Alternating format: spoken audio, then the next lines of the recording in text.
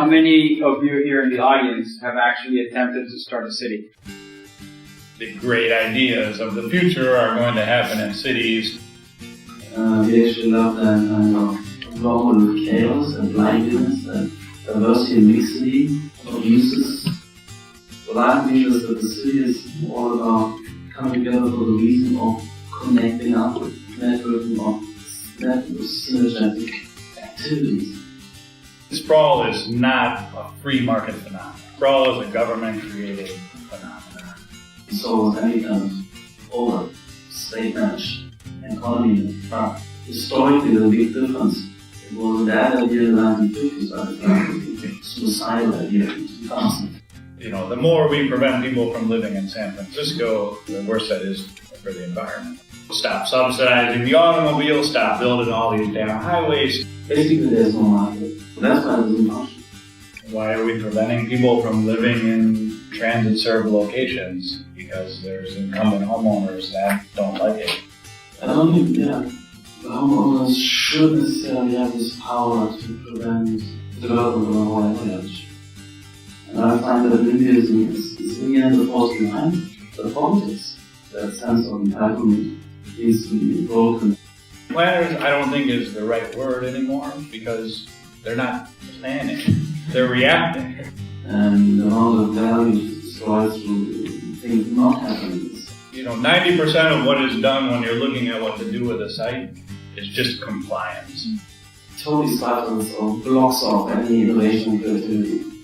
The profession becomes boring and stifling, so that's creative. The same thing goes for developers. They've been trained to be compliance machines. You know, as a developer, if you want to be creative, well, first find a loophole. These are all invitations for corruption. Planning has to happen at various levels. Those duration ventures need to go by something. This really could be a bottom-up order which will give back to the city a sense of identity and coherence. And we should also allow for something new to emerge, for something maybe more anarchic and chaotic. Cities, no matter how much you want to plan it, are emergent order. Try out as much freedom as possible and be not paranoid about freedom and what could come out of it.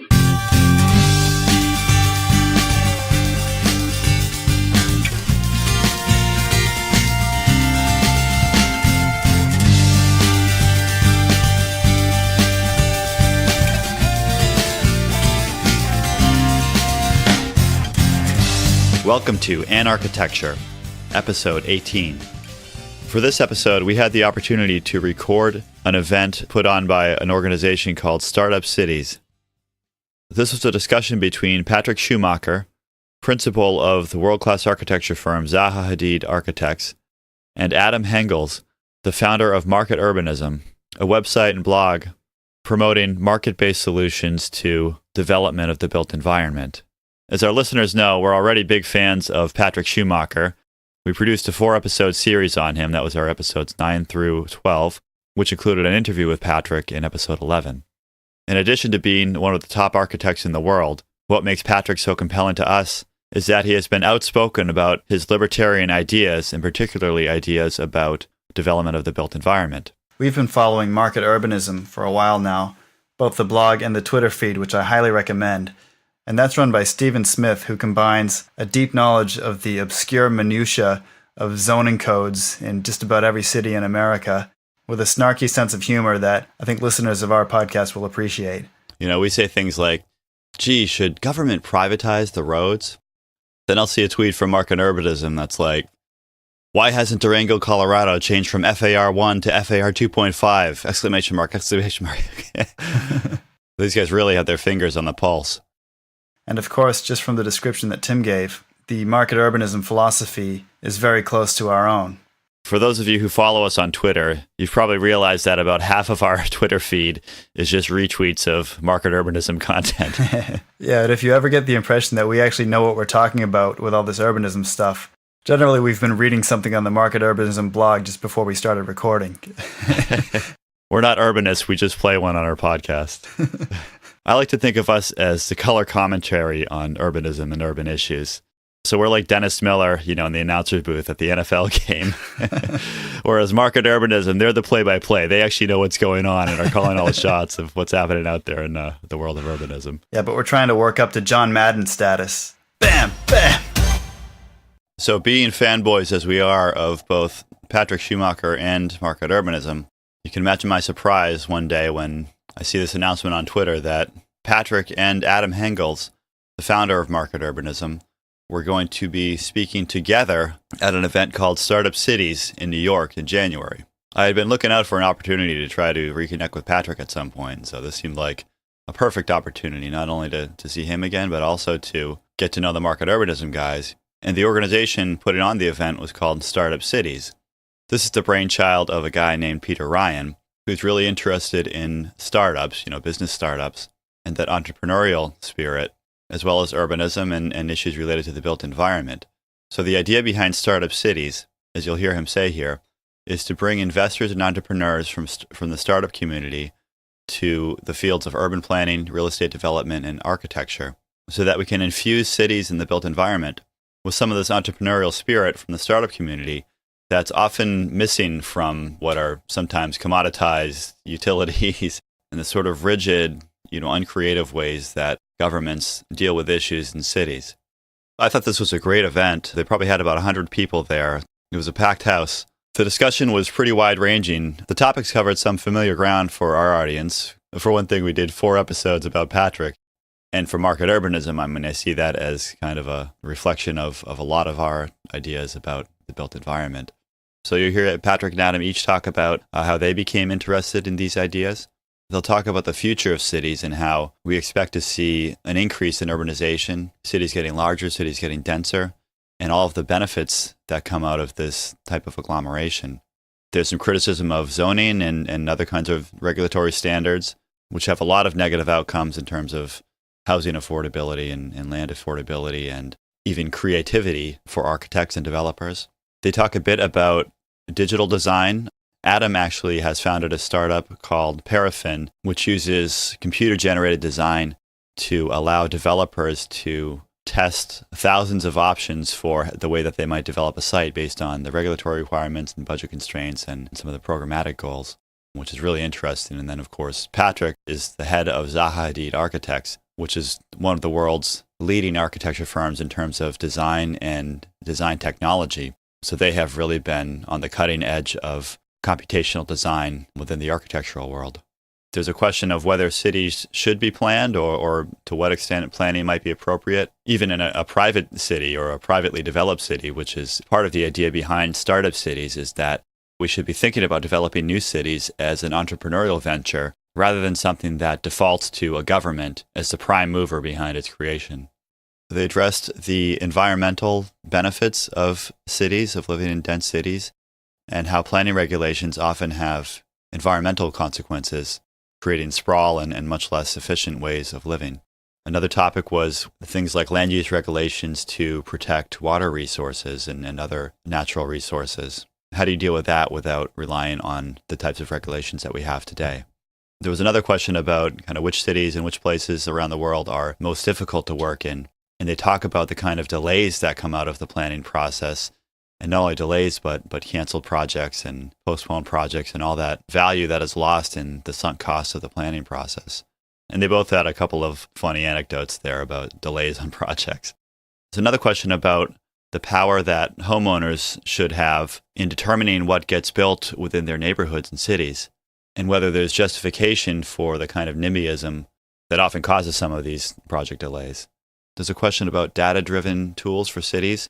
So this is really the whole smart cities discussion, when that's appropriate and when that can be valuable, and when it can be problematic or reinforcing for the kind of negative effects that city planners create. Then there was a great question, saying that, well, here we are at Startup Cities. Has anybody actually tried to start up a city here in the audience? So Adam and Patrik talked about why someone might want to start up a city and some efforts that have been made to start private cities. So that's a bit of an overview of the whole discussion. A quick note about the audio quality here. Apparently, nobody told Tim that when you're miking up an event, it's a good idea not to put the mics directly next to a jet engine. Yeah, I wanted to do this really professionally, so I I had a couple different microphones I went down there with, and I was debating whether or not to bring my microphone stand, because, this thing's like, even folded up, it's like almost 3 feet long. And, I got to get that down there on a bus somehow. But I decided to take it, so I had this microphone, I get it on the bus, get off the bus, I have it like strapped to my backpack, so I'm walking around Manhattan like Boba Fett with this thing sticking up out of my backpack. So I get there and, I kind of set up in the back of the room. It's kind of a wide and shallow room. So I set up in the back so I'd be out of the way. There's some kind of bleacher seating up there. I got the microphone set up, stuck it way up in the air so it would be up above everybody's voices and everything. Did all my sound checks while people were coming into the space. The room quieted down to start the event, and I hear this god-awful noise coming through the microphone and realized that when I stuck the whole thing way up in the air, I was right under an air vent. So I did what I could with it, and Joe's done his wizardry on the audio processing, but it was kind of quiet even at the event. The microphones were a bit quiet. There was some HVAC noise, so we've done what we could with what we got, but the audio quality is a little challenging in some spots. Yeah, so there's a trade-off between noise reduction and legibility of what the people are actually saying, because HVAC and speech tend to have some of the same frequencies. In particular, Patrick's voice is a bit quiet and muffled at some points. Quick edit here. After recording this witty banter, we did manage to find another recording of the event courtesy of Peter Ryan, which had much better audio quality than what Tim had recorded. Which is funny when you consider that Tim had brought all this professional recording gear down to New York City, and the one we end up using probably came off of someone's iPhone. But it's still not perfect. There was still some of this HVAC noise that I talked about. So we have cleaned it up a bit more, but if you have trouble understanding any of what's said, jump onto our show notes page at anarchitecturepodcast.com/ANA018, and we'll have a detailed outline posted there so that you can follow along. We also have YouTube versions of each of our podcast episodes. It's usually just a splash screen of our logo with the audio podcast over the top of it. But for this one, we've made some slides that's kind of closed captioning of our notes about the discussion. So you can find that at our YouTube channel. Just search Anarchitecture Podcast on YouTube. So the recorded event here is about an hour and a half long. Then after that, in this episode, Joe and I will come back on and talk about some highlights of the discussion and kind of give our own spin on some of the points that were discussed. Yeah, that's our John Madden post-game analysis. Bam, bam! We are Startup Cities, and this is a fantastic event we've been looking forward to. My name is Peter Ryan. I'm your host for the evening, and I'll be moderating the discussion between Patrick and and thank you so much for joining us. I hope you all got a refreshment, a little snack, and you're all settled in. First off, I want to thank our venue partners. Let's have a little fun. I'd like to thank our venue partner, Rise. They're a co-working space. Please check them out.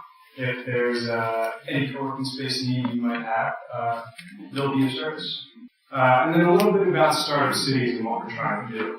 Our mission is to bring a nexus of academics, urbanists, investors, and entrepreneurs to find ways to talk about a lot of the energy that's placed within the startup or the tech community and bring that over to the urban planning, the architecture, real estate, and development community.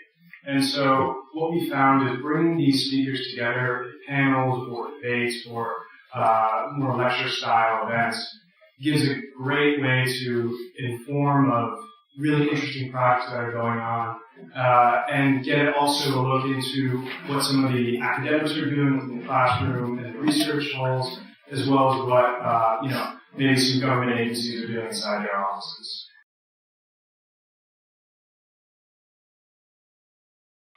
So our past speakers, you can take a look right here just to see. Here we go. Just to see some of the fantastic spaces that we've had previously. Here's what some of our past events have looked like. Definitely keep in touch with us. Our website is startupcities.co, and you can find all the updates on upcoming events. Again, we want to thank our partners that collaborated with us to put this event forward. Once again, Rise, Cairo Society, Market Urbanism, Digital.nyc, Urbanists, our live stream partner. If you have any friends that could not attend, please tell them to go to facebook.com/urbanistlive to look at the live stream. 1517 Fund, Rex, Urban X Accelerator, and they also have applications for their Startup Accelerator program focused specifically on urban tech, open right now. So if you have a company that would be interested in that, please check it out. And finally, the Soho Forum Debate Series. To set the tone for this evening, I just wanted to talk about a little subject about New York City and how this might relate to the discussion. 40% of the buildings in Manhattan could not be built today. This is due to zoning and cumbersome regulation. Because they're too tall, as you can see, or too many businesses. And so the point being is that innovation often gets stifled in what we think of is going on in the city, and some of the iconic buildings that we cherish. They were built at a time when there were more market forces interacting. And so with that being said, I'd like to open the floor now to Adam Hengels, founder of Market Urbanism, and Patrik Schumacher, principal of Zaha Hadid Architects. And we'll be having a discussion where I'll be moderating, talking about these subject matters from their specific backgrounds. So, that being said, all right, so I'd like to open up with Patrik, if you could please give a little bit about your biography. Okay. Well, I came to London 20 years ago, that's one element. And pretty much exactly as a student, and at that time I was communist. Heavy work in Marxism, reading Marx and so on, and I joined Zaha Hadid Architects. Or actually at that time it was only Zaha Hadid, two shadow people. And so we developed over the years that company, and I was also all the way through teaching, researching, writing, before I became entered the field of architecture at the Postgame mathematics. And I didn't want to be a totally bookish creature, but I had done all the philosophy about my interest in political economy, sociology, and that influenced them also the way I started to look at architecture urbanism related to societal progress. And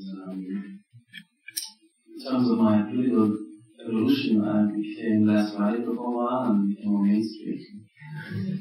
And then I got re-radicalized in 2008 through that financial crash, which was a big shake-up also for me personally, where all Scotland and Boston all my cash was sitting.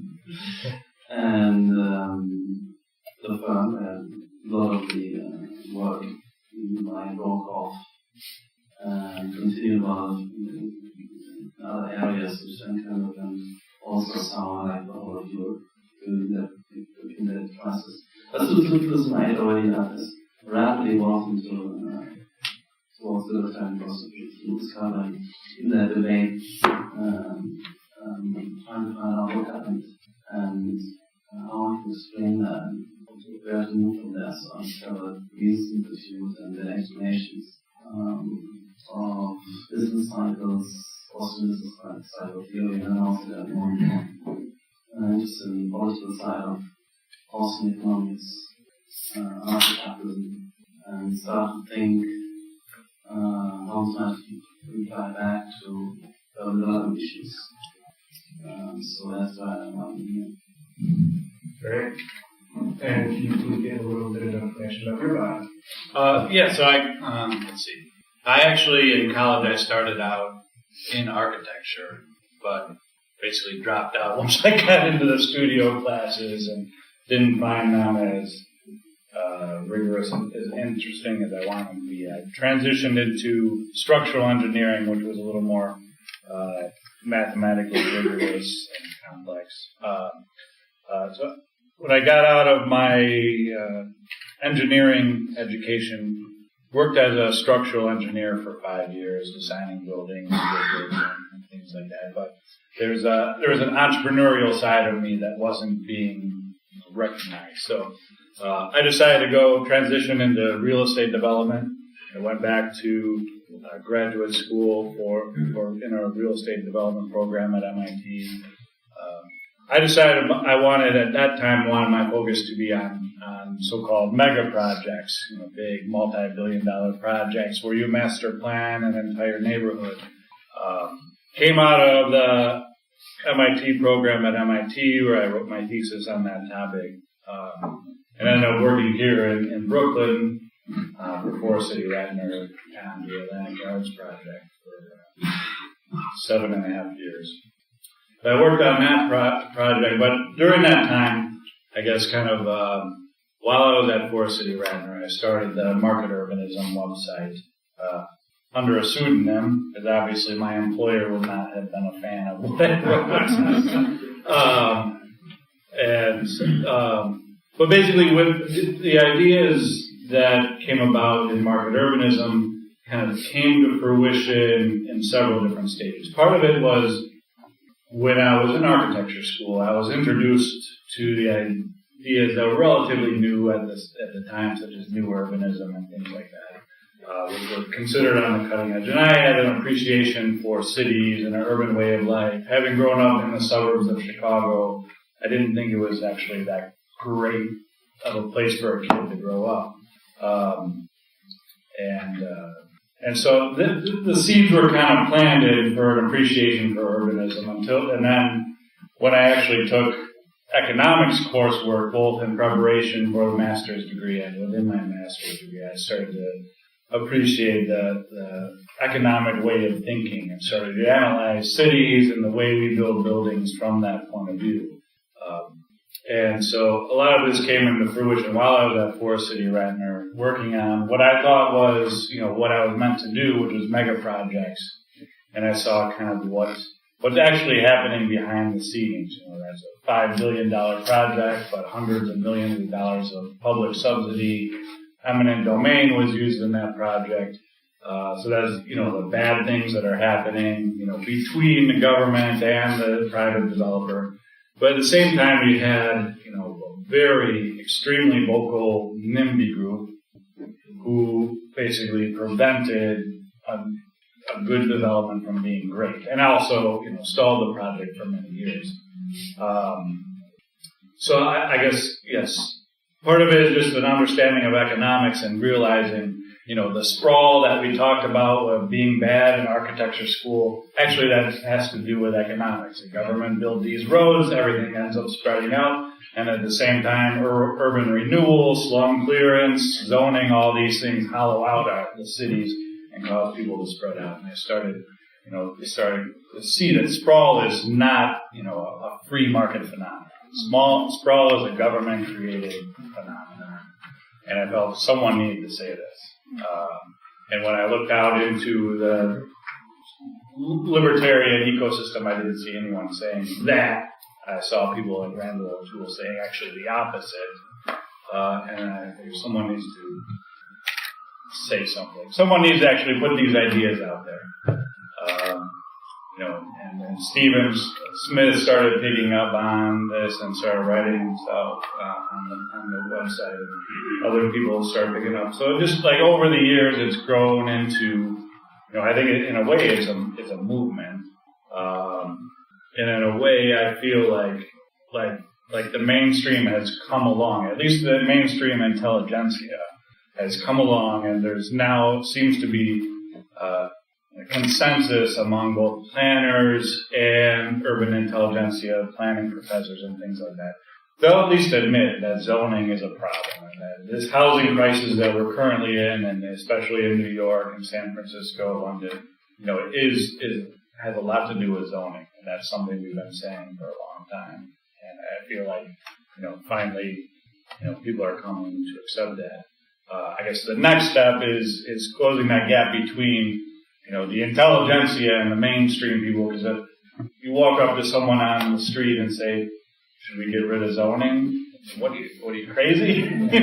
But you talk to a planner or a professor in an urban planning school, then probably say, "Yeah, the zoning's causing a lot of trouble." I feel that what we call intelligentsia is quite a curve, at least in Europe, clearly. In particular, out of fashion. And that global consensus was very, very deep. And it's only the economists who have kind of moved forward, and everybody else is still kind of believing in yesterday's economics, 30, 40, 50 years ago. That creates an issue problem. And when neoliberal transformation and revolution occurred, there was only resistance and rejection, mostly in intellectual milieu, at least, of our profession. Of course, those architects were business, who were entrepreneurs, they were running whatever was coming their way, but in terms of discourse, there was total rejection of anything to do with neoliberal, even further libertarian ideas. It's very, very deep, and you get stunned, disbelief, with kind of inspiration from colleagues. And now, pre-2008, being in the thick of architecture and seeing it up close, were you finding these observations yourself back then, even though you might not peg it exactly as what you now would say? Well, this is a radical transformation from, also through the kind of things I'm reading. I was always economically interested, and it made a lot of sense to me. A lot of the ideas of neoliberalism. There was also an interesting discourse out of Marxist discourse, which was so-called post-Postgame discourse, which is still referred to, which is the idea of transformations. Just look at things historically and see technology as a driver. And particularly the microeconomic revolution, the convergence of computation, communication, the way it's allowed the acceleration of cycles of innovation, R&D, marketing, financing, putting together the cities, mass customization, away from this kind of Fordist paradigm of mechanical mass production, which was 20th century, most of the 20th century, which sort of urbanization was part and parcel of, and more compatible with. I agree with you that on top of this, a lot of this was subsidized. But it also makes sense in an era where there's only 5 things that society produces across decades, which is a cornflakes, a washing machine, 1 or 2 TV channels, electrification, very simple industrial base for infrastructure and for everybody this kind of industrial. You can spread out and into the division of labor, which is decades. First of all, move on to the greenfield, everybody's understood even where until according to a big kind of plan. This was also possible that at that point you could nationalize a very relatively simple, stable production paradigm, which was already centralized under the kind of capitalist plan. Now we moved in a very different territory where there's this opportunity to innovate and reprogram effectively, continuously, a robotic production machinery. To do that, we have to converge back to the city. So I think that movement to historic centers is part and parcel of that.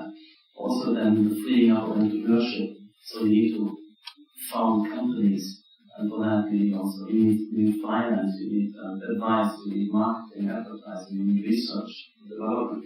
So we have the secular development of the last few decades of urban concentration, which basically empties out suburbs back to the cities, smaller cities, into larger cities.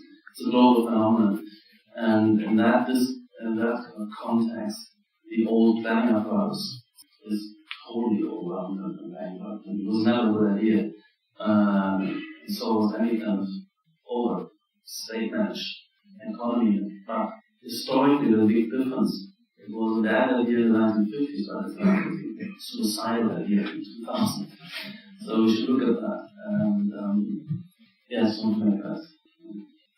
Yeah, and then how would let's go back to Adam. How would you think about those ideas, also in the context of a lot of what the World Bank or the UN statistics people might say, is that we're growing towards more urban type of people around the world.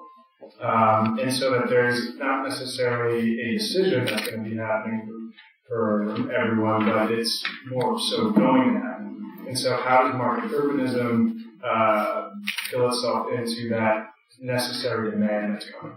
Well, yeah, I think the future is a world of agglomeration. People are going to be moving towards these denser, bigger cities, and that trend, I would assume, is going to continue Because people want to be around other people. And when you're around other people, ideas flow and bounce off of each other and kind of accelerate in that fashion. And I think the great ideas of the future are going to happen in cities, not in a small town, or not in a factory near Detroit or something like that. The problem is people have to say the new kind of conditions under which productivity soar, flourish, namely when you have to continuously flow and recalibrate what you're doing with respect to what else is doing, there's everything relations and a project rather than a stable 9-to-5 routine. In that mood and mode, you might have nothing to talk about with your neighbors. He's beavering on his piece, and you're beavering on yours, and then you like to be undisturbed. I think we have now everybody feels in their bones that they have to put the city because they know out in provinces they would kind of lose the train and would be disconnected their careers won't be there anymore. So that pushes everybody to the city, and people make big sacrifices. It's all the same time stimulated, where it's an existential feeling one has to do it, and then one also learns to like what one has to do. And people are willing to give away up to 80 or even more % of their salary to be in the center, to be part of this network, to go to these breakfast network meetings, to go for, look at the lectures, see the events, after work communication conferences on the pub. They don't participate. Their careers are something. And that's what I see. So then, yes, you also intuitively want to be part of this, and that becomes a desire, but it also becomes a socio-economic necessity for an overall prosperity engine which the city becomes. The tragedy is that the government's systematically preventing this and blocking this. So also the means to zoning, there's only one thing, overall density restrictions and power zoning, but also which kind of use to be allocated where, but also standards, housing standards, parking large sizes are assumed of apartments, interfering with kind of mixed unit-based apartments that want to cater for everybody, know that the market solar who's actually urgently required in the city. Big family flats everywhere. In that profession, might only be very small and hotel size thing you want to plug in, but these things are not in the market because we protect people from living in rabbit hutches and the violence against them. People talk about slums and rabbit hutches, politicians, protect nobody in fact, but because they should prevent people from making life decisions. I think that's where we have this crisis emerging. That kind of productivity potential and career development potential is on fast service, and it's drawing in and wanting to come together, and then we have barriers which really prevent supply from coming through, and also the kind of supply which requires not coming through. So it's not only that not enough houses, but the apartments are available because it made too big and the houses are kept too small, but also because they're too expensive. They have to be a fixed there's only a lot of people are priced out of that market because system 2020 is going to be available. And that's the same people who kind of keep drumming the kind of social justice and wanting to help be inclusive and want to have everybody a piece of this and want to care for low-income people. They are the ones at the same time prevent affordability to emerge to the market. So there's huge connotations, and it's a topic you touched it, the way I'm coming at it. It's viciously toxic and dangerous. Yeah, I guess. Unless you start kind of stepping out together and giving sort of protection, that rationality will change. But it's been a wave of abuse and defamation that you get in Europe far more than that. Yeah, I guess the other irony is, a lot of this restricted mandates from government, have an effect not only economical, that the most productive places in the world aren't allowed to be as productive as they should be, but there's also an environmental drawback or environmental consequences to that. ironically, the left might be arguing for restricting development in places like San Francisco, which is one of the most environmentally friendly places in the world to live. And you think we shouldn't be stopping people from living in San Francisco, where they're not going to spend as much on heating, air conditioning, and these things. Well, the more we prevent people from living in San Francisco, the worse that is for the environment, ironically. And also, from the architect's perspective, regarding how the government distorts the market, how does that distort what the architect wants to do and what they have to do? First of all, it's just totally stifles or blocks off any innovation and creativity. Particularly in places like London, where the protection is severe. It prevents creativity also on the developer side, because you can't allow product innovation, because everything is rigidly predetermined. Where to build, what, how much to build, what exactly the unit uses or program uses are, and then for each comes with heavy standards. Every room is predetermined, by the way. And every piece of equipment. So basically there's very little you can do. You shift blocks on the ground. When it comes to the communicative expression of this, that's prescribed because the planner says these should fit in with breaks and certain windows. Environmental constraints in terms of the one-fit-all energy policy needs to get small windows and so on. So there's nothing left to do, literally, both for the engineer and the architect. And then to learn how to compete, London is much worse than here, I guess. The developer only on this kind of negotiating with the authorities because they have a lot of discretion over their own rules.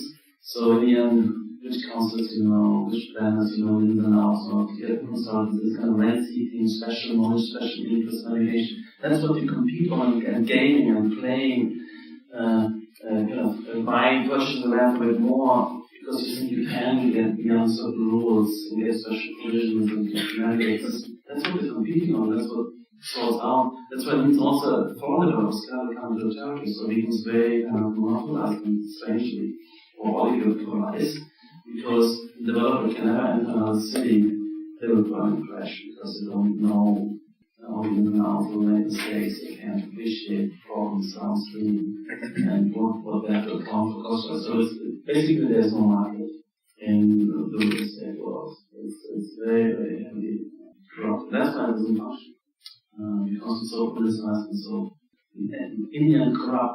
The strange thing is that also if you look below the hood in terms of this idea of inclusiveness and social support for residents, even in London, this is this high system which invites a lot of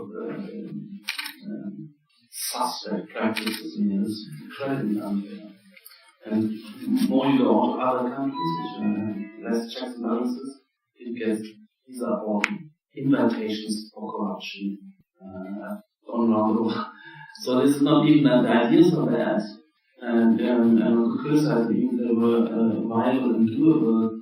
And the fact is that the system can't deliver towards these ideas and everything can be stopped. It's handing into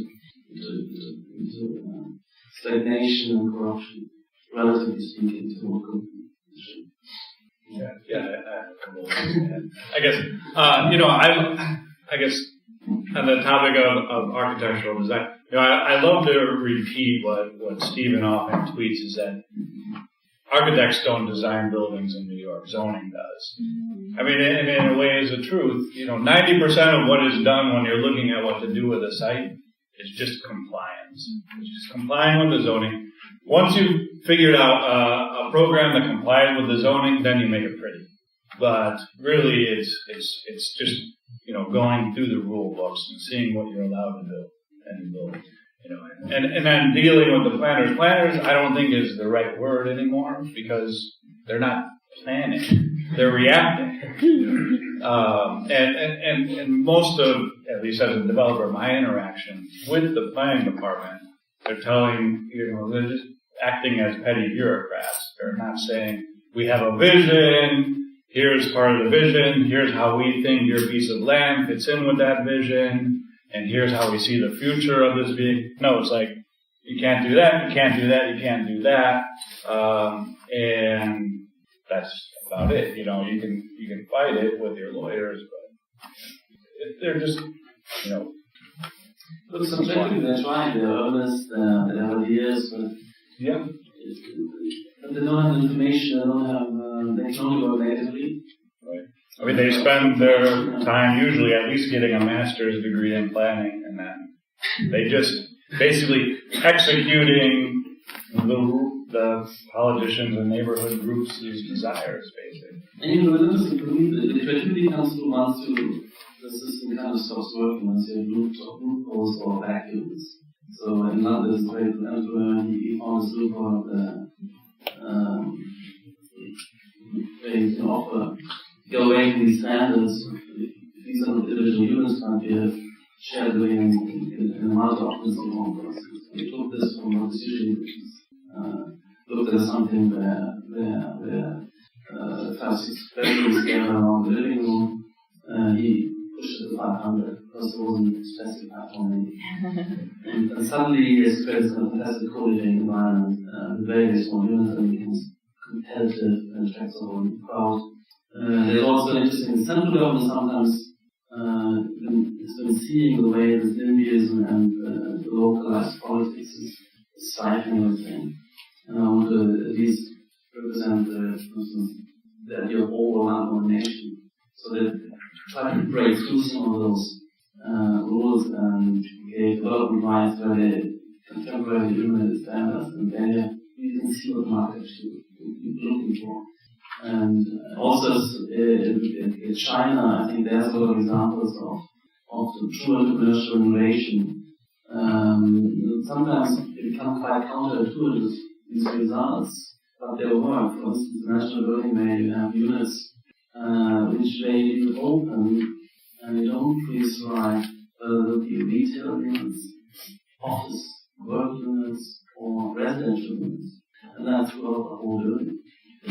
And it's basically a lovely mixture where you can have a hair salon on the 15th floor and then somebody's opening a small restaurant and it's together units, workspaces, retail spaces around, and of course they gather more into around the retail zones, and then you have offices which have more customers, they come close to retail. You get a very interesting facade plays up in the advertising strategy. And I thought it was lovely and vibrant, and also catering towards work live and start companies that you could do what you see fit in a piece of property you purchased. This was called Soho, small home office, and they just made the entrances and elevators and access. They invested more in those and residential. Then you have that flourishing. I mean, but this was early days. I think they also kind of normalized into and so it is kind of raw entrepreneurial stage and state of an emerging country. Unfortunately, they copy blocks of Mandela, all the kind of bad ideas, gradually importing them into there, and these things these lessons couldn't take off. And so that's again, and I think creativity has to start also with the entrepreneurs, the developers' creativity, imagining a lifestyle and way of this activity, and we can feed it as well. And then gives spatial translation to this, and there we have to be free. We have to go under the degrees of freedom. And since our hands are tight and we can only do a few things, everybody becomes bored. The profession becomes boring and stifling, so that's kind of creative. That's very annoying. And speaking of startups, if you would like to discuss your other company, Parapet. Sure, yeah. Well, I guess I have something to add to that real quick. Is just like, I guess, what I said about, planners, the same thing goes for developers. They've been trained to be compliance machines, basically. So the creativity has been sucked out of both development and planning. As a developer, if you want to be creative, Well, first find a loophole, basically. If you want to do something, you're not allowed to. That's the creativity, is just navigating the maze and finding a loophole. And then, to get in touch on Paraffin. So, I'm a co-founder of Paraffin, which is a artificial intelligence platform that uses generative design and parametric modeling to rapidly generate optimized building design. I guess so. To explain that quickly, the current process of a developer working with an architect can take weeks or months, where the developer asks the architect to come up with a design for a particular site. Within a few weeks, the architect will come back with 3 designs maybe, and then the developer sends them back to the drawing board to make some changes so that it performs better according to their financial model. And this process can continue for weeks and months. So what Paraffin does is it recreates that process using parametric modeling. So on high-powered computers. So, on what used to be several iterations of 3 designs each, this is millions of designs being generated at a time using a computational modeling techniques.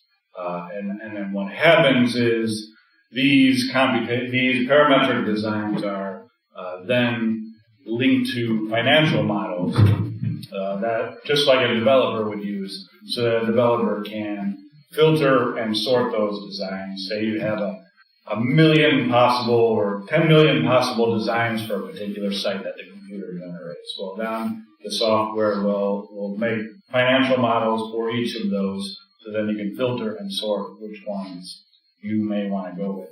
So, instead of waiting weeks for an architect to give you 3 designs, you wait a few minutes and the software gives you millions. That could help. It's, for a developer, at least I see it as a potential big game changer. So the product's been developed. We're in conversations with our first enterprise customers. So the first version of the product is for hotel buildings, and then we'll branch out into multifamily and other product types.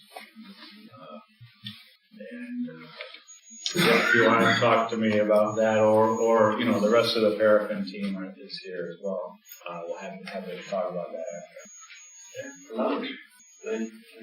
We use similar in Boston to develop our own models, our designs, and of course, this could be even much more potent than necessary. It becomes necessary the more degrees of freedom we have. Right. But even a big developer of it, in terms of internal rearrangements, commentaries. Some of the inspiration is what your firm probably does with generative design and genetic algorithms, where you would be looking at a million different ways to optimize a building for sunlight, solar radiation, environmental factors, and things like that. But we said, these are all important variables to a building's design. But ultimately, what matters to the developer is creating value. So it's using those same techniques to optimize. Another research project which works on another aspect, which isn't geared up to things like hotels, where it's relatively simple agglomeration of rules, but for corporate developments, for corporate campuses, and they bring people together, hundreds and maybe thousands, and trying to simulate interaction patterns between diversified crowds and how they would use the space and what kind of encounter frequencies, how they depend on the distribution of meeting zones, entrances, social spaces. So that also would mean that we have a complex simulation of social functionality aspects, critical and crucial, and would translate into the value proposition for these companies. Also working on things like this, incubators and so on, but in a small scale. So that's fascinating that we can finally, through computational revolution, we can make tractable and operational more complex, intuitive appraisals from the others to rely on. But what we're talking about is, what I'm talking about here, nobody can do anymore. Yeah, that's what I was going to say. For centuries, we've been relying on intuition, both the architect and the developer. The developer thinking, I think I can make this money on this site. The architect saying, this is going to work great. People are going to walk over here. Well, there's, that's an intuition. Let's test it, using computational techniques. And, I think that's definitely the future of how cities will synergize and the spaces within the buildings and how buildings interact together. So, yeah, I think that's definitely where it needs to go. Yeah, and can you please speak to more of what you were mentioning earlier about the post eras of architecture and how this type of dynamic is gearing up for the future era, which you have described at great length? Yeah, I mean, what I find important is to look at the city, the shape of the city, and this idea of conversions that come together, and how this also have challenges, aesthetic sensibilities. We actually love that kind of environment of chaos and blindness and diversity and mixity of uses clustering together, which happens in despite trying to keep it kind of simple and cleanly ordered and so on. So I'm fascinated by that, and I think what's incredibly important is to have a total freedom to entrepreneurs to go around and see the sites which they think will work for them. What I believe is that the city is all about coming together for the reason of connecting up, networking of synergetic activities. So to tease out these synergies, then you have to be free to locate and look at the site and see what's there and what kind of programs could fit in and make best use of this particular location and all the other uses to calibrate that. And it needs to be really very free to do this. And in terms of the architecture, you get something very complex and intricate. I'm thinking about our repertoire and vocabulary of architecture, which can express all these affiliations, these embedding of buildings into synergy networks, and to express the building which other elements of the building are that connects up to and responds to and belongs to. This could be immediate neighborhoods, but also further aspects to make it legible and knowledgeable for users. So we have, on one hand, I'm talking about the freedom of all the users, entrepreneurs, and their customers to self-organize and become their synergy networks in the city. But I believe this to be so freedom and not being arbitrarily pushed into various paths, and then the whole point of coming together is partly stunted, but then also to, as an architectural task, it challenges us, the architects, to give shape to this and expression, but also expression in a way that we can find each other and find the various places in this network. So it's really kind of articulation task.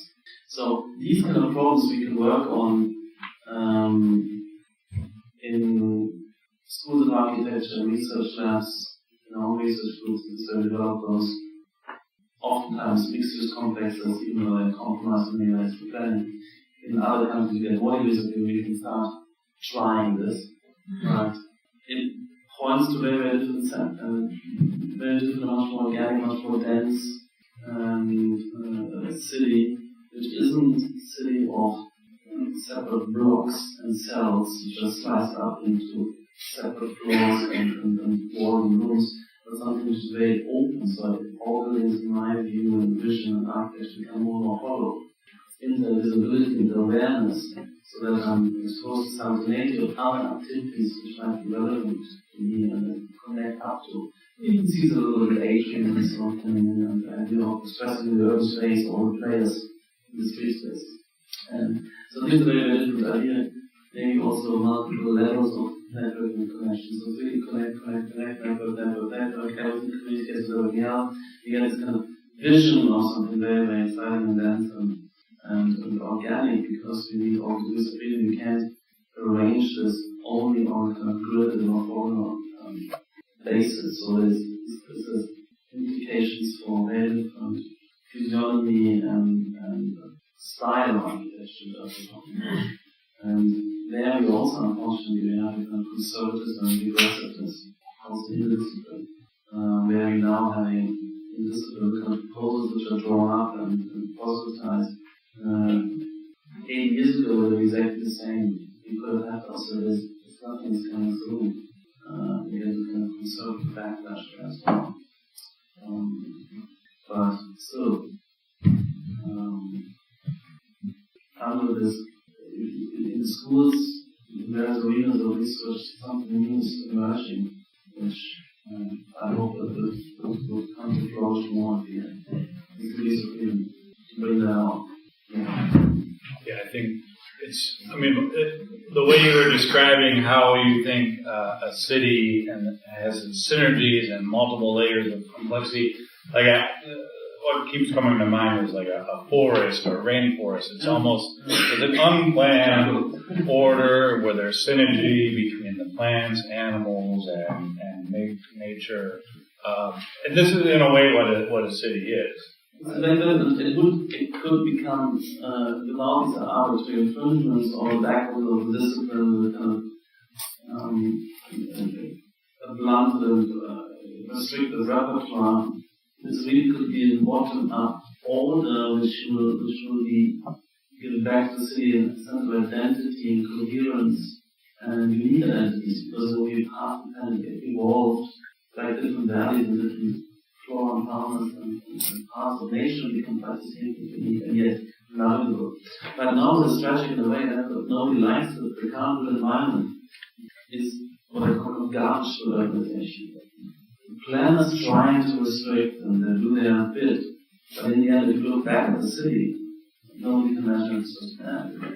It's like raw agglomeration. And that's the problem I work on. Nobody likes it because it seems like everywhere is the same. Cities in the Middle East and Asia and South America and America, there's always kind of strange random spill. So on the one hand, we love the degrees of freedom, the complexity which is in there.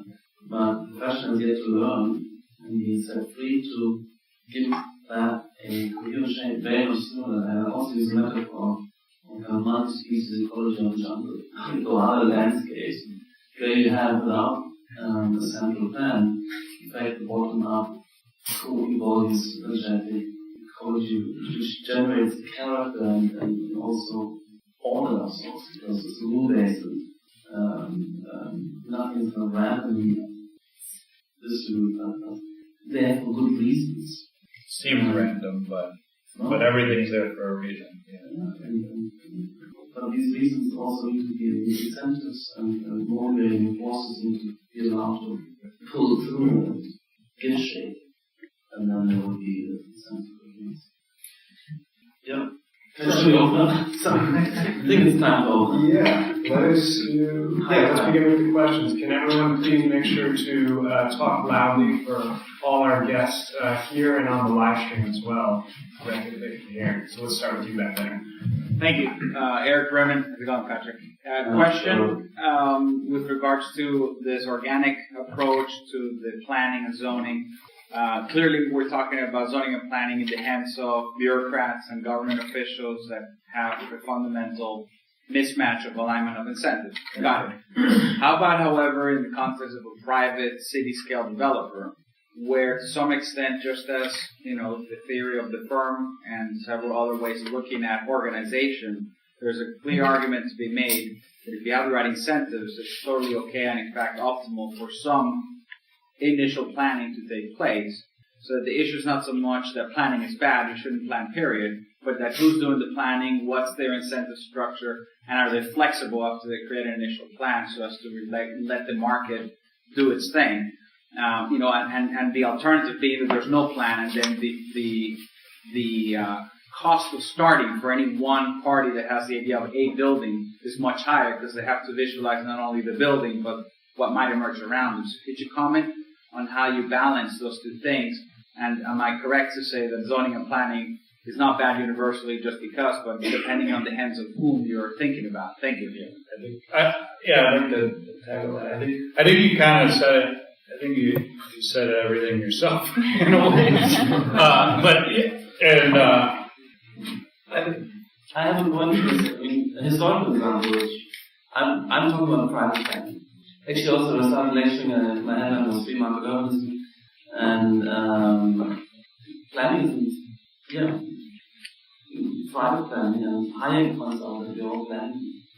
And on various scales and various degrees. And a good example here is the way land was developed originally in the 18th and 19th century through the great estates, which were aristocratic families with land holdings, and they kind of curated and managed an overall value proposition and setting up selling land not only free but with covenants and restrictions. It's actually a leasehold that these sites would fall back to try to curate an overall value because that's totally legitimate and very useful.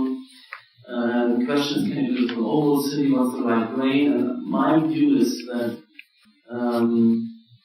that's itself becomes to be experimental. I believe also that sometimes those curation ventures need to go by something.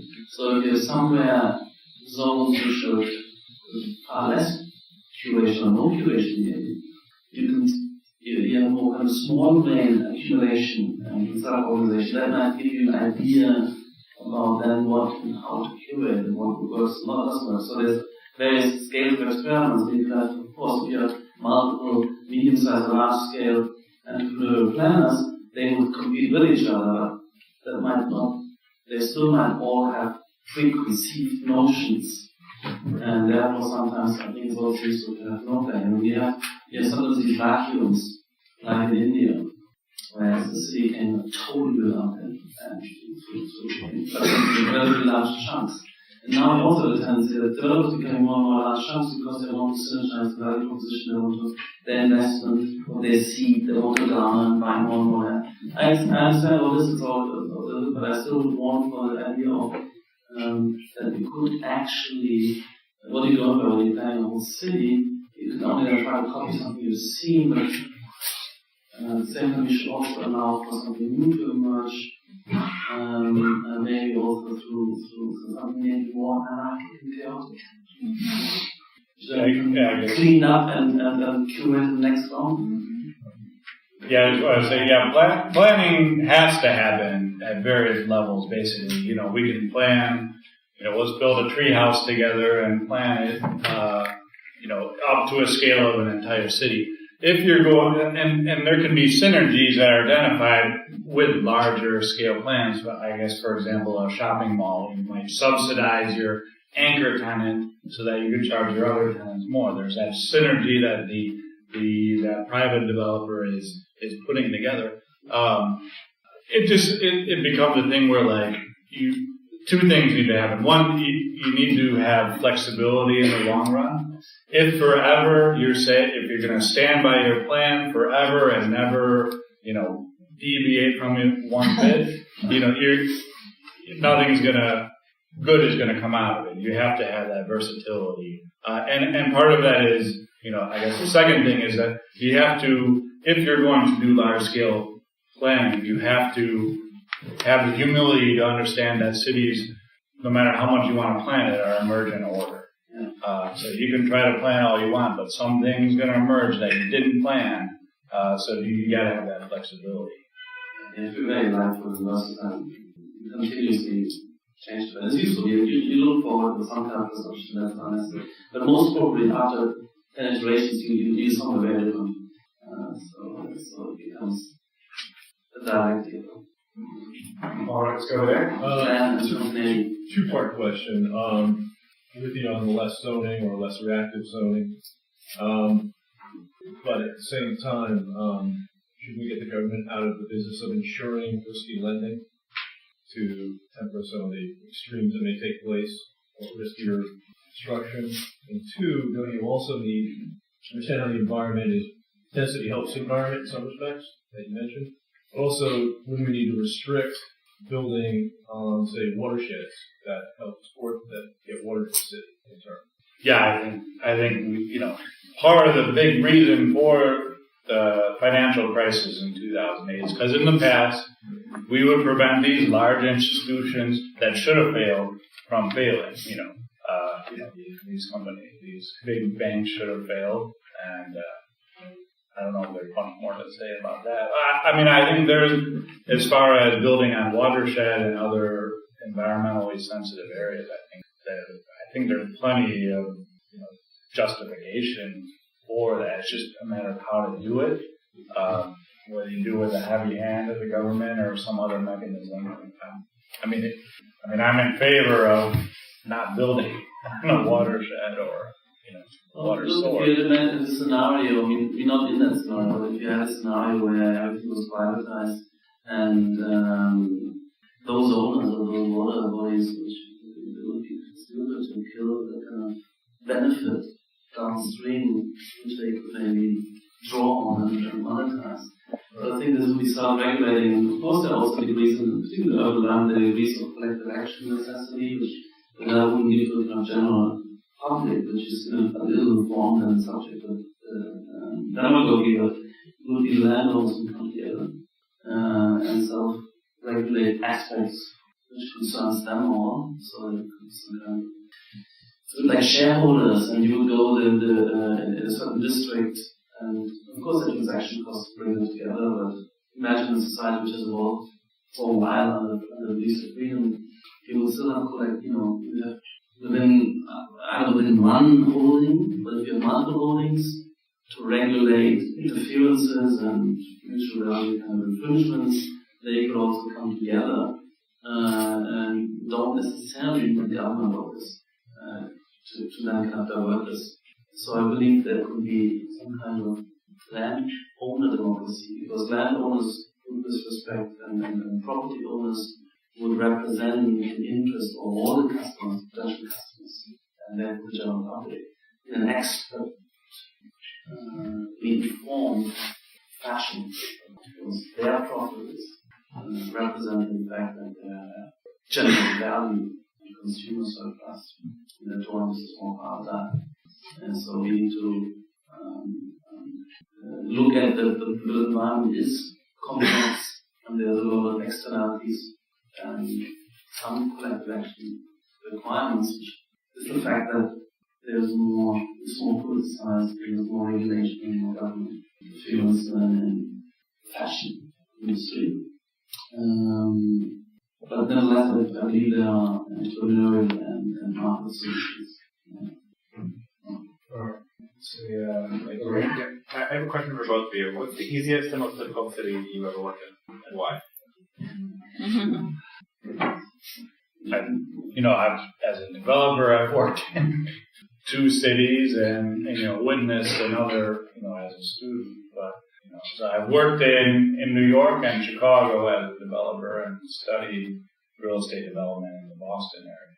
I would think actually, Cambridge, Massachusetts is a lot more difficult than New York. But New York is pretty bad. Chicago, in comparison to New York, is a free market paradise, but it's far from it, in reality. But those are my 3 anecdotes. Well, to one extent, you have to say that, the more dense, the more mature, wealthy place creates its own difficulties to set them, of course, everything very special, everything, so it makes these places slower. And also you would, to some extent, should, because when you come into very complex high density, high value, the context of a new piece, you have to be sensitive to what you're doing, potentially value so something in that is inherently hard and difficult, but it's made immensely more difficult through restrictions and politicization. And the amount of value is destroyed through things not happening is shocking. They developed over the last 5 years of planning and bring something forward very, very well developed, so many iterations of planning and models and so on, and then it's just badly rejected or postponed or cancelled. We also have some projects where, for 2 years we're going on in circles with this kind of gaming the planners and the affordability quotas and are they negotiable and under what conditions. So the design becomes also you can play. You show them more buildable volume because you want some end or something below. So this kind of gaming and negotiation and buffing takes an amount of time. It's incredibly difficult. And the amount of the land value as a percentage of GDP has shot up from 50% to 200% in the UK. And of course, the actual ground is all in the value of what planning adds. So the cost and value of having a steep planning, so the political process, is a huge amount of value which agglomerates into double the overall GDP of that country. And it makes it very difficult. So London is the worst one, but we got very little done there. So we work on it. In your London projects, what's the longest time one of your projects has been tied up in entitlements? Well, we hardly have projects there. Or what in all your projects? 2 years, purely in the long circles and temples. I mean, other countries we have problems. Italy is politically also very dominated. So it was a government project, but the government changed for 10 times during the creative process. So it should have taken 3 or 4 years to put me at 11 years. That's my worst. 10 years or something. Letting go. Yeah, that's probably there. Yes. I'm curious if any of you are familiar with the state senator from California, Scott Weiner's plan for 3 plans. It's kind of the only NBS meeting out there. It's actually a pretty radical plan to supersede local housing restrictions around transit at the very least. But I mean, it seems that the likely resistance or the resistance he is getting is less, it's like boogeyman bureaucracy and more about the homeowners. And to some degree, you touched on it too, it's the incumbent developers that know how to game that system to have an incentive for the status quo. What is the market urbanist answer to removing the power of homeowners that effectively do create a lot of these zoning restrictions that are not sort of nebulously created from bureaucracy, it's actually sort of homeowners, etc. I think more or less everything I've seen of that bill is awesome. It's great. Basically, to explain it, that bill, it was 823 or 827, something like that. And what this legislation does in the state of California, if you're a certain radius from a transit stop, the local government cannot impose height limits below a certain amount. They cannot impose density restrictions. They cannot impose a lot of the things that are preventing. So basically, it's market urbanism in transit locations. And so, I'm all for it. We'll see if it gets passed. But even if it doesn't, it's opening up a good dialogue that, hey, why are we preventing people from living in transit-served locations? Because there's incumbent homeowners that don't like it. So I'm in favor. Totally. I don't think the homeowners should necessarily have this power to prevent the development of the whole area, because there's it's their ideas.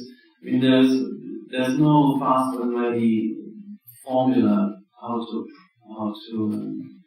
what is defines an infringement on somebody's property, but somebody building something else in district which doesn't really affect, there's no kind of affects the feeling and the nature of what you support a while ago.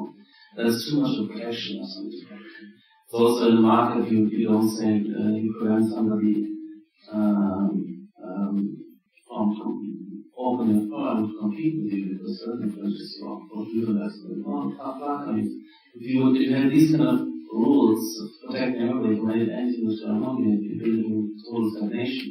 So you have to have a political debate about the kind of rules should be acceptable and I find that NIMBYism is in the end the force behind the politics. So you have to address that sense of entitlement needs to be broken. And I like and argue for the discussion. I believe in political discourse. I don't think it should lead into always to majority voting on anything, but you should have political discourse which enhances some kind of ideas and interests and not respect others. I want to mention this guy in London who said, okay, he's recognizing with this kind of NIMBYism and formed this thing called GIMBY. And his proposal is to give local streets. He's thinking of neighborhoods, terrace houses or homeowners, give them collectively the right to increase density on their street, which would be value enhancing their properties, and to do this by street by street. And I have serious intuition that this could really work and would be empowering. And if you just find the right brain for this and give freedom not to individuals necessarily, but to larger chunks of homeowners who should form collective and just determine what density would be set to the limit they all would benefit from that enhancement that comes through there. Alright, that's good. Well, this conversation around smart cities is focused on giving urban planners a bunch of new tools that are sort of data-driven, and sort of given what I've heard from you guys around about sort of the detrimental effects of a lot of urban planning. Do you see those tools as kind of dangerous munitions, or do you see them as things that will actually help planners do a better job? I think there's potential for both. I tend to be optimistic even when it comes to things like, urban planning. I think empowered with better information, in theory, they should make better decisions. But I would think also that information could be, released to the public or open source in some way so that everyone can make decisions on that information. I think it should empower private planners, and because it's not only an information problem, which is very hard to plan, it's also an incentive problem, which we face, and feedback also. The profit and loss system gives instant feedback to developers who make mistakes and substitute for others, so they withdraw, they recalibrate. Planners can insist on their positions or investments, particularly when they also have access to subsidies, they can perpetuate mistakes. The feedback is very, very coarse and crude. Every 4 years there's elections where whatever they've been doing is bundled up with many other things. So there's no subtlety of feedback. And that makes this system very, very ineffective. And I think that market mechanisms are far more democratic. I think democracy is something which means giving voice to and empowerment to everybody, rather than thinking of it as voting every 4 years and having then a majority decision, one fits all. That idea of democracy I reject, so we can answer democracy if that's what it is. But democracy in terms of empowerment for the people, I think Marx is really great for them. So these tools talking about empowerment and that was I think that bureaucrats will mostly not do much of them. Actually what the effect is, which is there is a big traffic model which has been built in London and it's closely held by the Transport for London organization, bureaucracy, and they worry about this to anybody else because could expose issues, problems, make decisions. So sometimes it's not only that the information is often lacking, the incentives are lacking in a kind of counter incentives of holding information. Those these tools are good to us. Right. Yeah. Just two questions. One, incredibly fascinating discussion. Thank you for bringing up both the LA example and also the European example. Just to shortcut my reading, can you recommend any good writers or articles who have talked about the issue in Europe? That's the first question. Second one is such an irony because so many European cities appear to Americans as, kind of new urbanist paradises. And you're always hearing about such and such city going green, Copenhagen, and Netherlands, how green the cities are. Do you consider, green, these cities going green, is this another layer of regulation, or does it help in any way to further the main goals of the city, which is the interaction of people?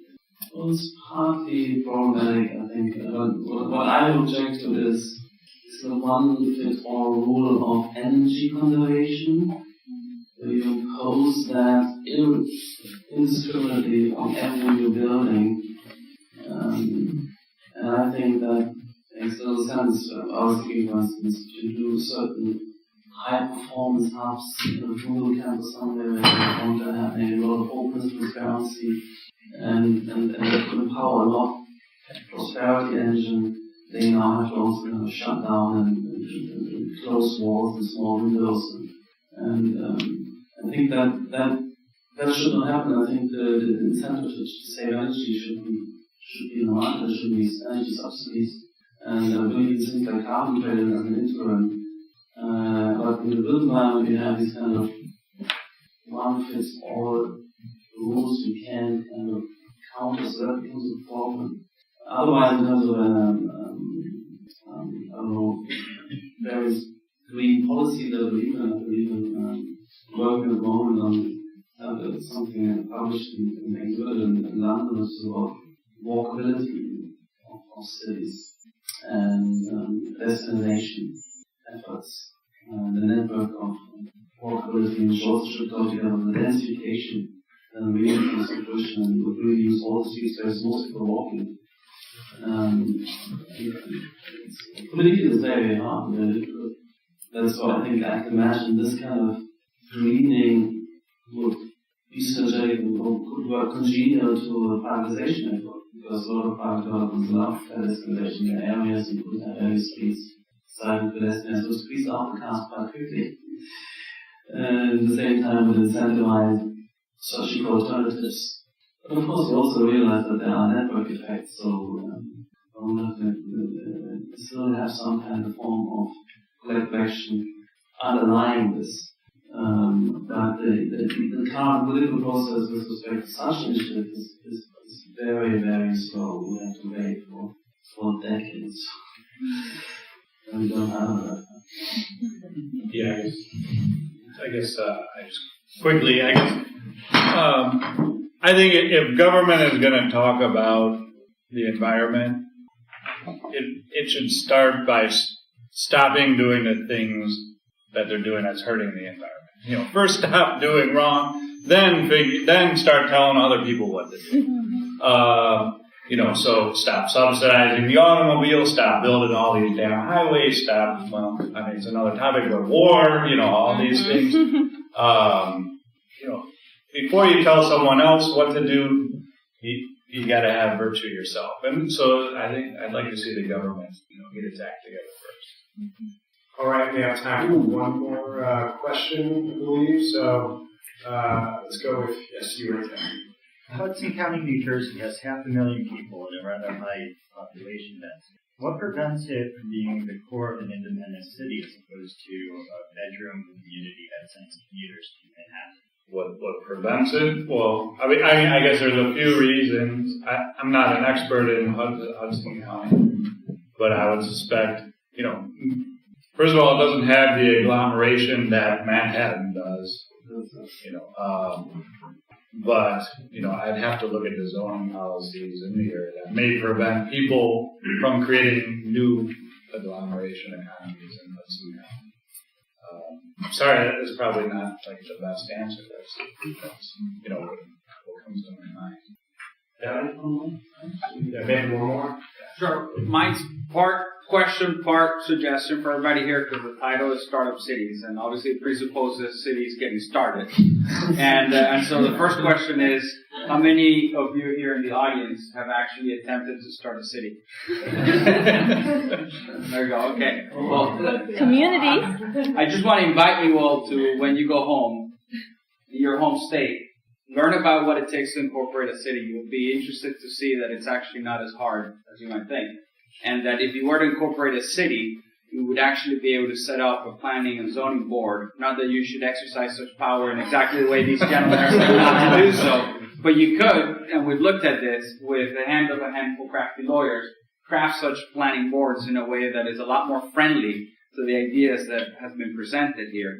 So to those of you who might turn these types of conversations into being inspired to be a citypreneur, question to the panel is, what sorts of things should they be looking at when considering starting a city, either from scratch or within a city or proximate to a city, that, in your opinion, would make it most suitable to actually have a fighting chance to be successful? I guess the first question is why? Why? You have to be able to answer the question, why are you starting a city? And I can't answer that for someone, but you have to have a good reason why people are going to come together, how people are going to have synergies together, how people are going to, work together to create something that's better than some of their parts. So, I guess although my path down here started as kind of this grand visionary that we could create cities from scratch, I've become a little more skeptical or maybe just humble that, that we could or should be starting cities from scratch.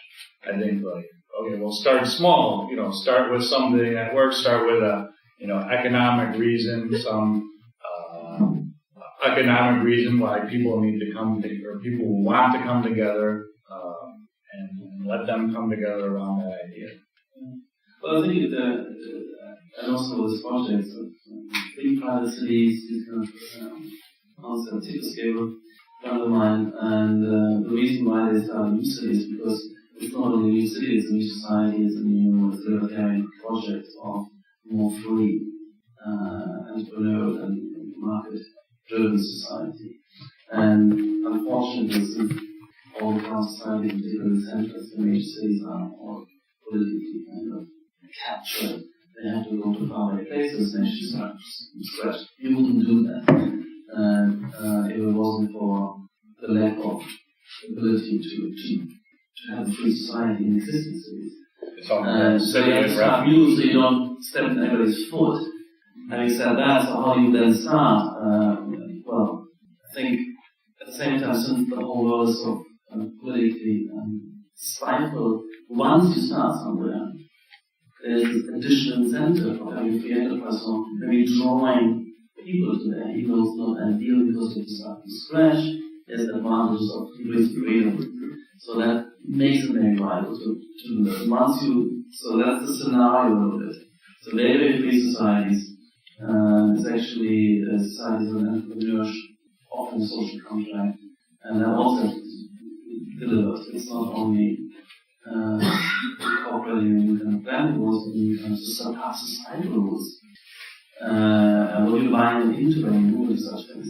But on the urban level, I would try to learn from what I said earlier about in these buildings which are internal freedom or which functions cluster on which floor, on which kind of rooms. The same with the urban, I wouldn't try to avoid any zoning with respect to nature functions because we're no longer living in industrial revolution where we had actually physical, polluting, noisy and production in the city. Now we're just talking about this. It's the only thing I would exclude from zoning here, but I would not be otherwise restrictive about residential, retail, office spaces, workspaces, cultural spaces. I wouldn't be too restricted there in terms of you have to see some plan, but you can make a speculation and invite somebody into something, and you might. But very quickly, I would avoid zoning, and you could have maybe some kind of sounding board of advising, but I think I would try to initially anyway try out as much freedom as possible and be not paranoid about freedom and what could come out of it. That's what our face is about. People are they're so scared of giving up people freedom because there was imaginations about what might come out of it. So if bad things happen, then we can learn from that. I would say let's risk more degrees of freedom in general in society, but also in the scenario of the private state.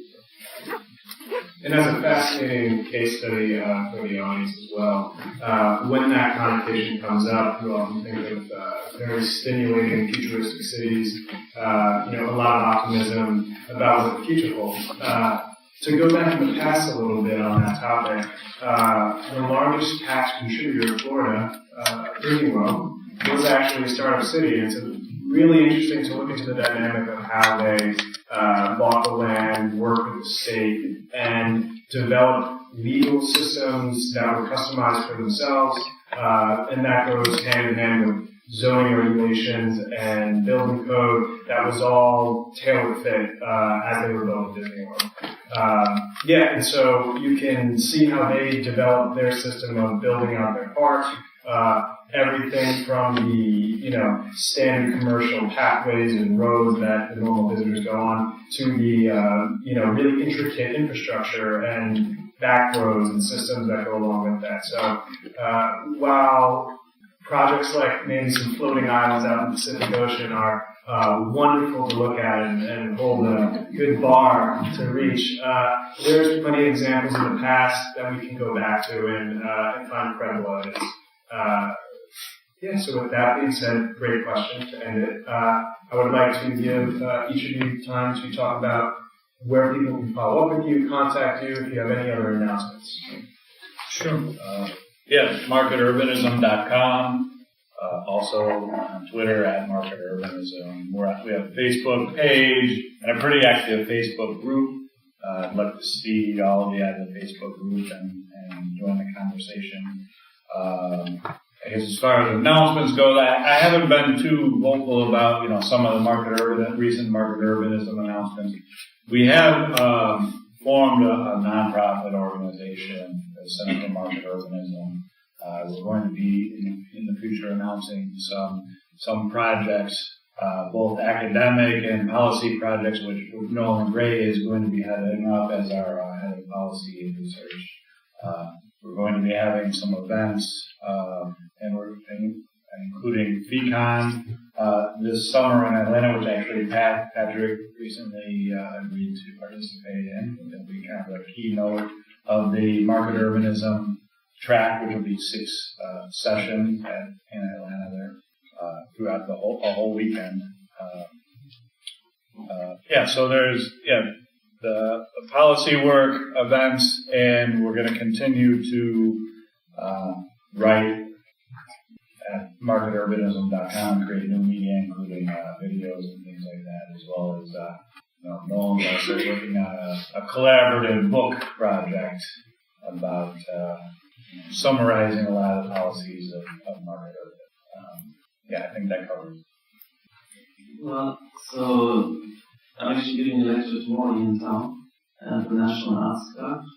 So 8 o'clock, anyway, you can find it on my Facebook site. Details of this, very close to here somewhere, and I will talk about architecture and inspiration for societal progress.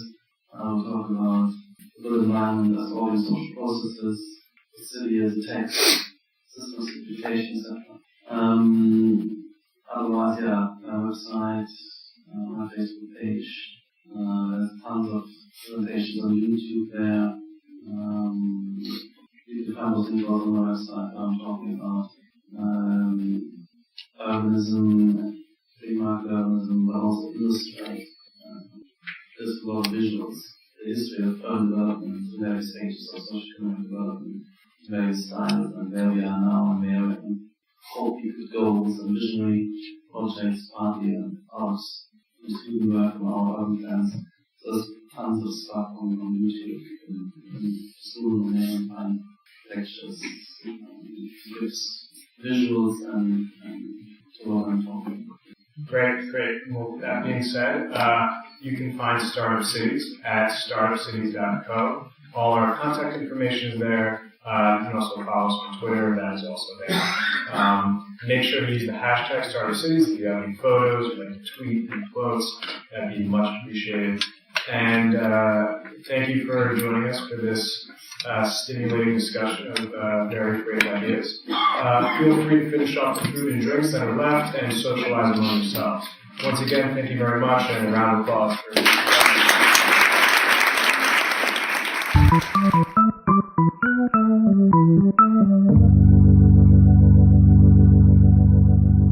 All right, that was Startup Cities, hosted by Peter Ryan, featuring Patrik Schumacher, head of Zaha Hadid Architects, and Adam Hengels, founder of Market Urbanism. So, Joe, what was your take on the discussion? Well, first of all, I'm jealous that you get to go to all these things while I'm just stuck here in Australia where nothing interesting ever happens. We got to get you to sign up for the Free State Project and move back to New Hampshire. Yeah. I want to start a Free State project down here in South Australia. I think it's a bit of a long shot, though. It'll be a free state of one. Although I could see Western Australia seceding at some point, if they know it's good for them. Was there anything that really jumped out at you in this discussion? Well, I was already familiar with a lot of Patrik's views, from our previous episodes. And having read a lot of the market urbanism stuff, I was familiar with a lot of the points that Adam made as well. One point that I hadn't really thought of before was just how much of an impact this sort of market urbanism philosophy has had on the broader urbanism movement. It does seem like it's really making some waves, and that a lot of people are coming on board with the idea that if you want affordable housing, you have to allow affordable housing to be built. Yeah, and not just affordable housing, but mixed-use development, entrepreneurship within cities, the creation of businesses, small businesses within neighborhoods. These are things that everybody likes and everybody wants. Unless you're in some suburban backwater surrounded by nothing but other houses that look exactly like yours. Most people would love to have some walkability to amenities like restaurants and shops and parks, and having a mix of uses is something that zoning and planning officials have worked really hard over the last 50 to even almost 100 years to try to prevent. So yeah, I think that planners are starting to wake up and realize that a lot of planners have been doing a lot of really bad things for a really long time for all the wrong reasons. And it's time to get out of the way and let cities become what cities should be, which is vibrant, dense, mixed use, to some extent unpredictable, and Patrik even used the word chaotic, places where lots of different things can happen, where you can have unexpected synergies emerging between various uses and various adjacencies. Yeah, I think that is becoming a trend, and I think that market urbanism is playing a really important role in promoting that.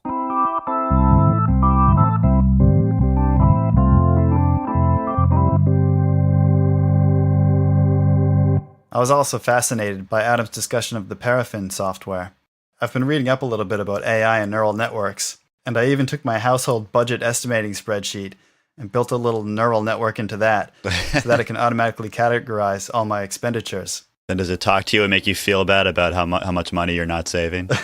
Time to start eating rice and beans, Joe. One weird thing that happened, I noticed that it had renamed the category from food to fuel for obsolete sack of decaying flesh. Yeah, so my household budgeting estimate spreadsheet has become self-aware. So the first pass that I ran with this thing, it had a little bit of a bug in it where it assigned probably 80% of my transactions to the parking category. So apparently the AI I created is capable of writing modern zoning ordinances with minimum parking requirements. Building on that experience, I do want to try to take on some other AI projects. And after editing this recording, I think my first and foremost target is going to be a better audio noise reduction software.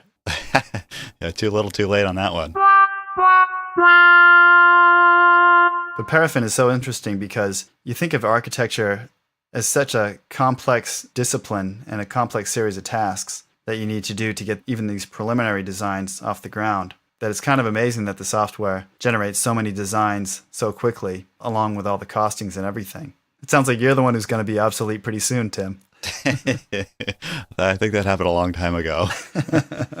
Yeah, I got to talk with Adam as well as a couple of the other developers working with him on that project after the event, and it does sound really interesting. It sounds like they've really put together something pretty unique here that could be really valuable to developers. I think, at least at this point, it seems like something that's more geared towards probably kind of bigger developments and developments that are really cost-driven, or maybe not cost-driven, but profit-driven, right?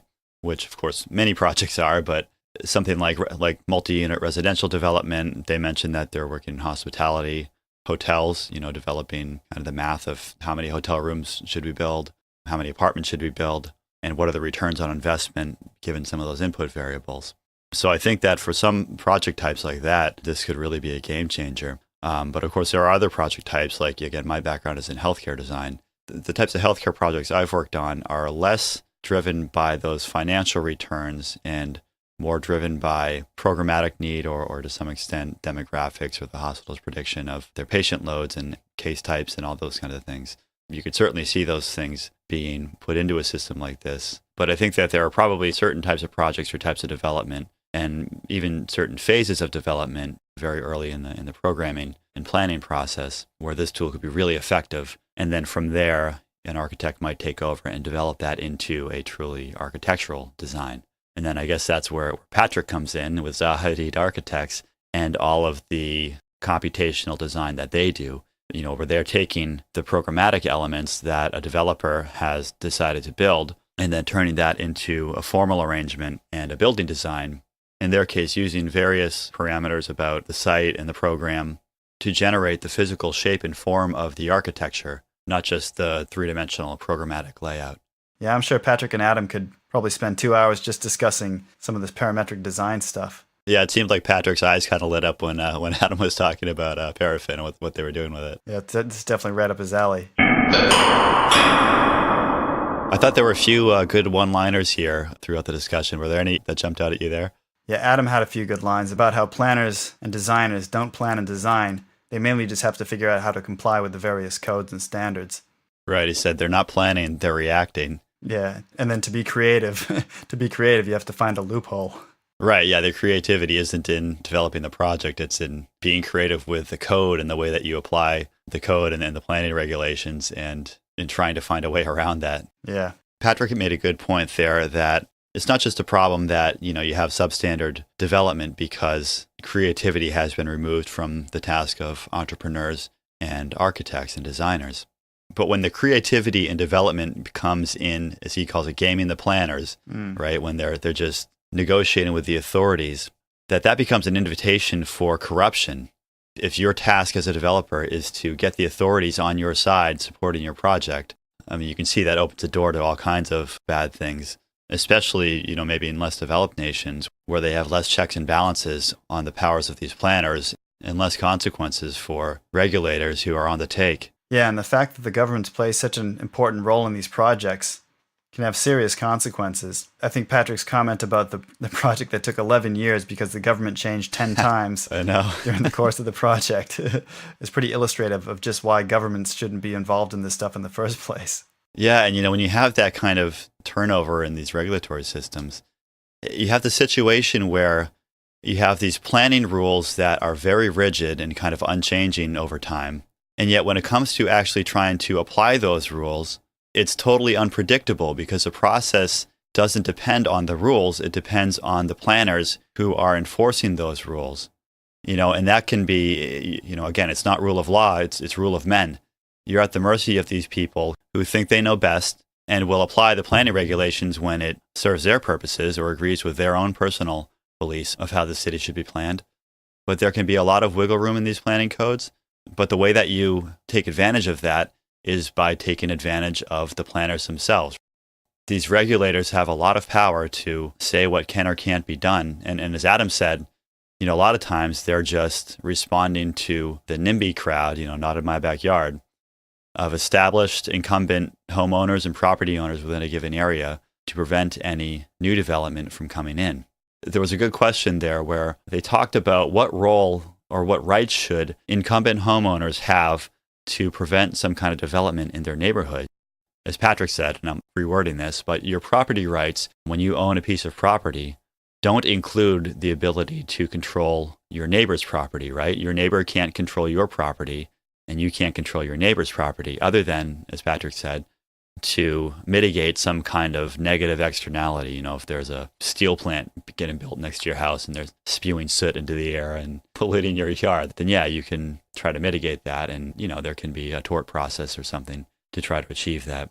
But this idea that homeowners in a given area own their street or own their neighborhood or own their city, I see as an infringement on property rights, other than to mitigate some kind of negative impacts to their own property rights from adjacent properties. Of course, we've talked about privatizing some of these public spaces, such as roads and other adjacent properties. So if that were to happen, then you could argue that those homeowners would be able to determine what goes on in their neighborhood.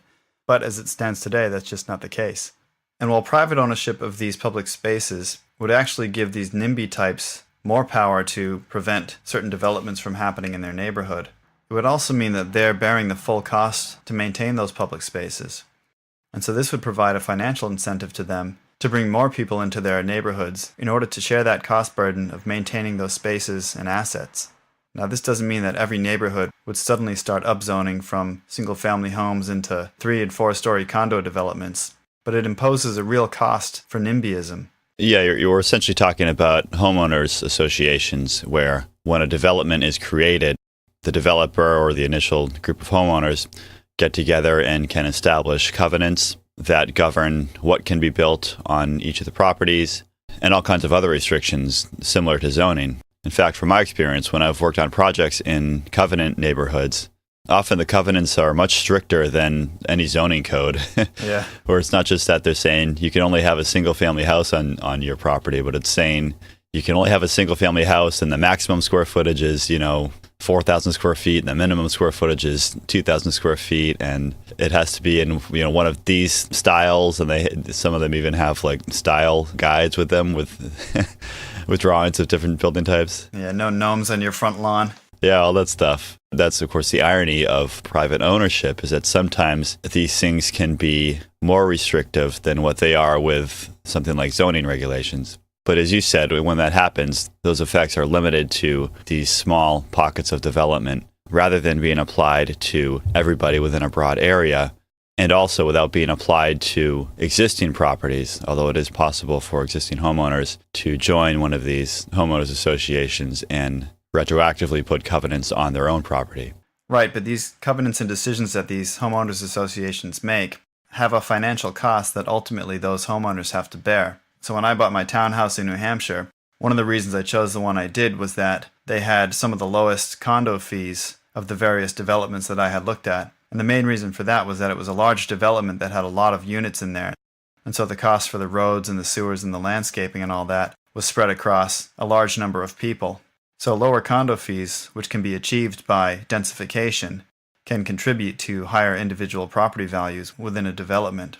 And there's another effect which is probably a bit more limited in its potential application. So in the world of private ownership that we envision, you'd have other services such as transit that would be looking to service some of these neighborhoods. And if they're evaluating which neighborhoods they want to put a new stop in for a high-speed rail or a bus service or something like that, then a more dense neighborhood is going to be much more attractive to them than a less dense one.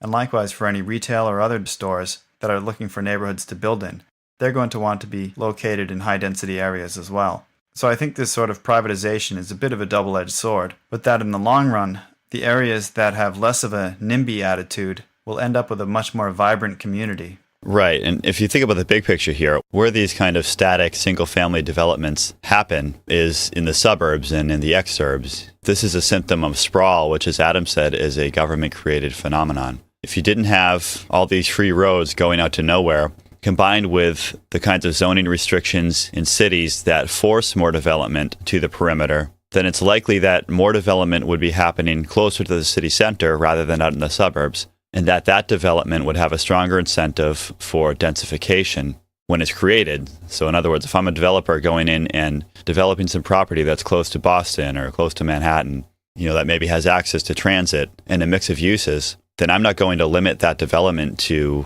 single family houses on 1 acre lots. That would really be minimizing the potential for profitability based on the land value there and the amenities. So I guess the point is that it's not just these individual pockets of development that we need to look at. We need to look at the big picture and understand that these NIMBY type of covenant communities in many places are a symptom of sprawl. Yeah, and Adam made the point about the environmental effects of planning regulations, and sprawl would be one of those, where you've got far fewer people living on a much larger land area and driving their cars to and from work every day.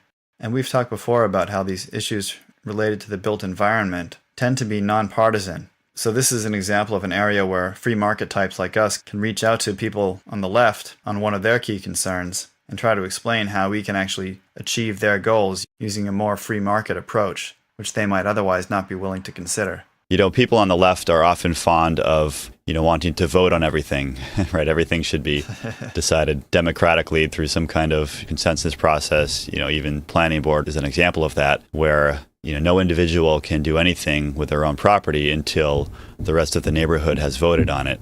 You often hear this, from everybody, of course, it's democracy, but I think more so from people on the left, where property rights and other rights are often subject to the will of the majority through some kind of process of voting.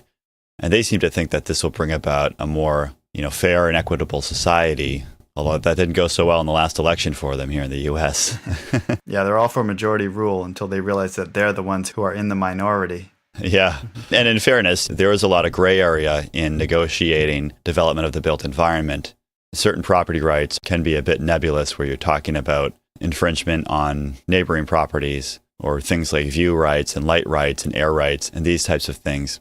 Patrik made a point at one point that there needs to be some kind of a political process or political negotiation to resolve some of these items, but we need to be very careful about the limits of that. But an interesting point that Peter made in one of his questions is that increasing urbanism, this isn't something that people are going to vote on, that people are going to choose. This is something that's happening and that's going to continue to happen.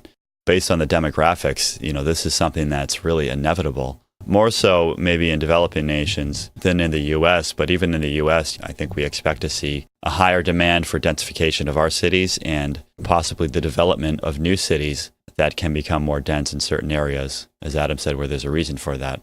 So I think that inevitable drive towards increasing urbanization and increasingly dense development is going to start to make the NIMBY position untenable at some point.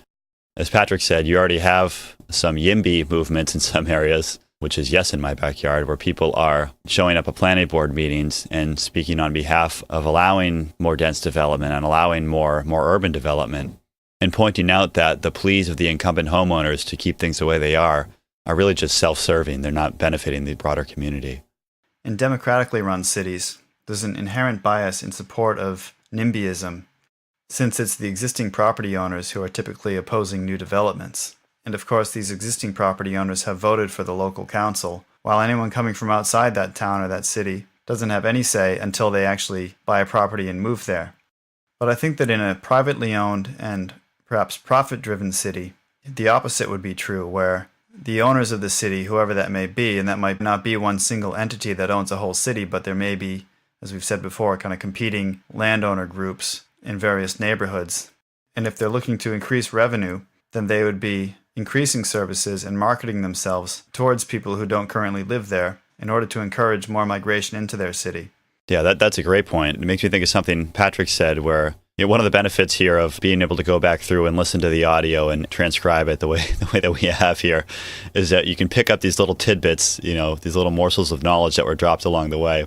And one word that Patrik used at one point was the word curation to describe the process of planning, or what planning should be. And I think that's a good way to think about it, especially when you relate that to the analogy of a city as a rainforest, like Adam said, or as Patrik had said before on our show, a multi-species ecology. The idea of curation here, or I guess in the biological sense, it might be cultivation. The idea is that you're not going in with a heavy hand and deliberately planting things here and there, or really coming in with this grand master plan and dropping things down on the map. Curation is really a process of editing, right? It's a process of allowing things to develop more organically and then going in and kind of pruning and weeding to deal with the negative things that come up. So if you have a patch of rainforest in your backyard, You might not be going in and tearing down trees and planting new ones and importing monkeys and butterflies and birds and all this stuff. You're just going to let that ecosystem develop on its own. But if you start to get some invasive weeds that come in, you might go and pull those out. Or if there's a tree that falls down, you might clear that out to some extent. Thinking about planning in terms of curation or cultivation, especially in private cities, will really open up a lot of opportunities for more organic entrepreneurial development. So I get the analogy with a rainforest, but what would this kind of curation actually look like in the built environment? Would you be just every now and then you just decide a certain house doesn't belong, you just go in there with a wrecking ball? No, it's not that literal. The point of planning or planning regulations is to try to mitigate adverse effects between adjacent property owners or maybe property owners within some given area. But the way that it does that is by setting all of these prescriptive requirements. Before somebody builds something, they say, you can't build that. Or what did Obama say? You didn't build that? You didn't build that. I bombed it.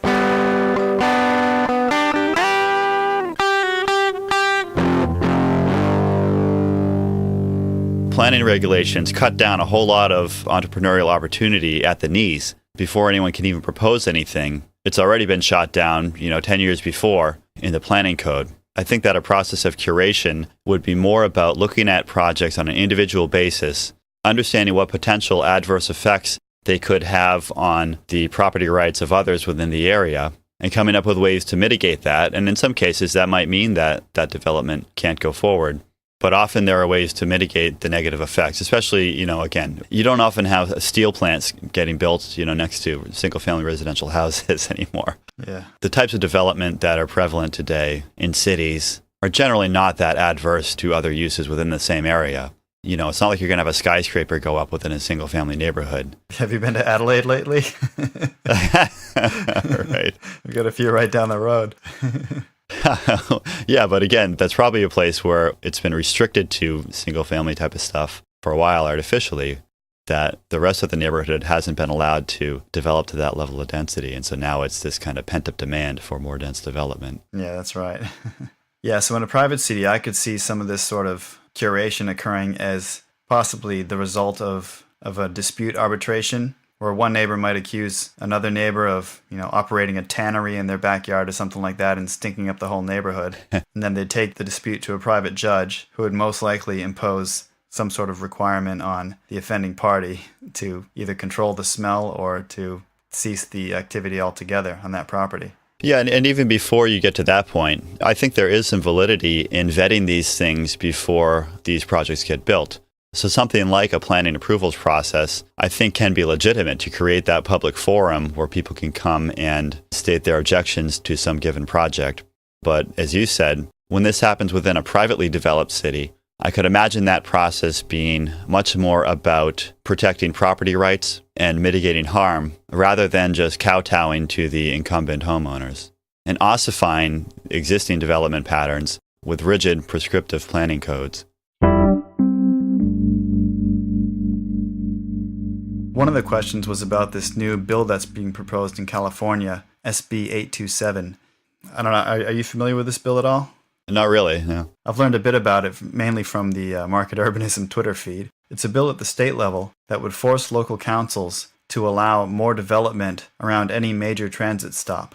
So, for example, if it's within a certain walking distance from a light rail station or from a bus stop where multiple routes meet, then those local councils wouldn't be allowed to prevent someone from building a 10-story condo building within that whole area. And so this is one of those sort of awkward cases for us anarchists, where you're actually relying on a higher government power to force the local government to be less restrictive. And this is something that Patrik raised in our interview with him in relation to some stuff that's happening in London. So one example of this is that I think in Beverly Hills, there's bus lines that run through there. And as a result of this, Beverly Hills would essentially be upzoned and forced to allow much more dense development amidst all these mansions and everything that they have out there. And so, of course, you've got all these kind of Beverly Hills, Hollywood leftist types who are supposed to be champions of the poor and downtrodden, who are some of the loudest opponents of this bill, because suddenly it's hitting their backyard. So this bill hasn't passed yet, but it seems to be getting quite a bit of support, and it's a big deal within the market urbanism movement. And if it does pass, then it could set a precedent for other states to follow suit, which, even though it's not quite an anarchic solution, it's certainly a step in the right direction. Yeah, libertarians are often fans of, state rights and local rights as a check on the power of the federal government. But that really goes both ways. You do have situations where the state government or the federal government can become a check on overreach by local governments. For me, I don't really care where it comes from as long as the result is greater individual freedom and protection of property rights. Quick edit here. By the time we finished editing and got around to releasing this episode, SB 827 had its day on the California Senate floor, and unfortunately it failed. And if you're into the nuts and bolts of political maneuvering and how these things really work, there's been a few good analyses written, which we'll link to in our show notes at anarchitecturepodcast.com/ANA018. However, Scott Weiner's not giving up, and he actually has a few other bills that he's put forth that are intended to promote housing development along similar lines to this one. So it's certainly worth keeping an eye on what's happening out in California. The event was called Startup Cities, and there was that question at the end where the guy got up and kind of asked if anyone had actually tried to start a city before, and that was pretty interesting. Yeah, I spoke with that guy briefly afterwards, and apparently he has done some investment, I guess, or has some involvement with people who are trying to literally start up a city. Yeah. You mentioned this one example of a guy who figured out what was required to incorporate a city, and now this guy essentially has his own city that he's incorporated. I don't know how much of that he actually owns in terms of owning the property or how that works, but right. He said that essentially this whole city, or it's probably like a smaller town at this point, I'm not sure what was already there or how much he's building up. Yeah. But he said this whole city is run by 3 people, and all they do is issue requests for proposals and review proposals and award contracts to people who are coming in and running the city. So what do they get their revenue from? Do they actually charge taxes, or how does that work? Any idea? No, I don't know. We didn't get into that level of detail. That's kind of the extreme end of this idea of startup cities, where someone is literally starting up a whole city and managing everything that happens to make that city work. I think part of Peter's intent behind startup cities is not just that, but also creating a focus of attention for city-based technologies, such as, maybe some of the smart city stuff we discussed in our last episode, or maybe things like road management companies or utility management. Mm-hmm.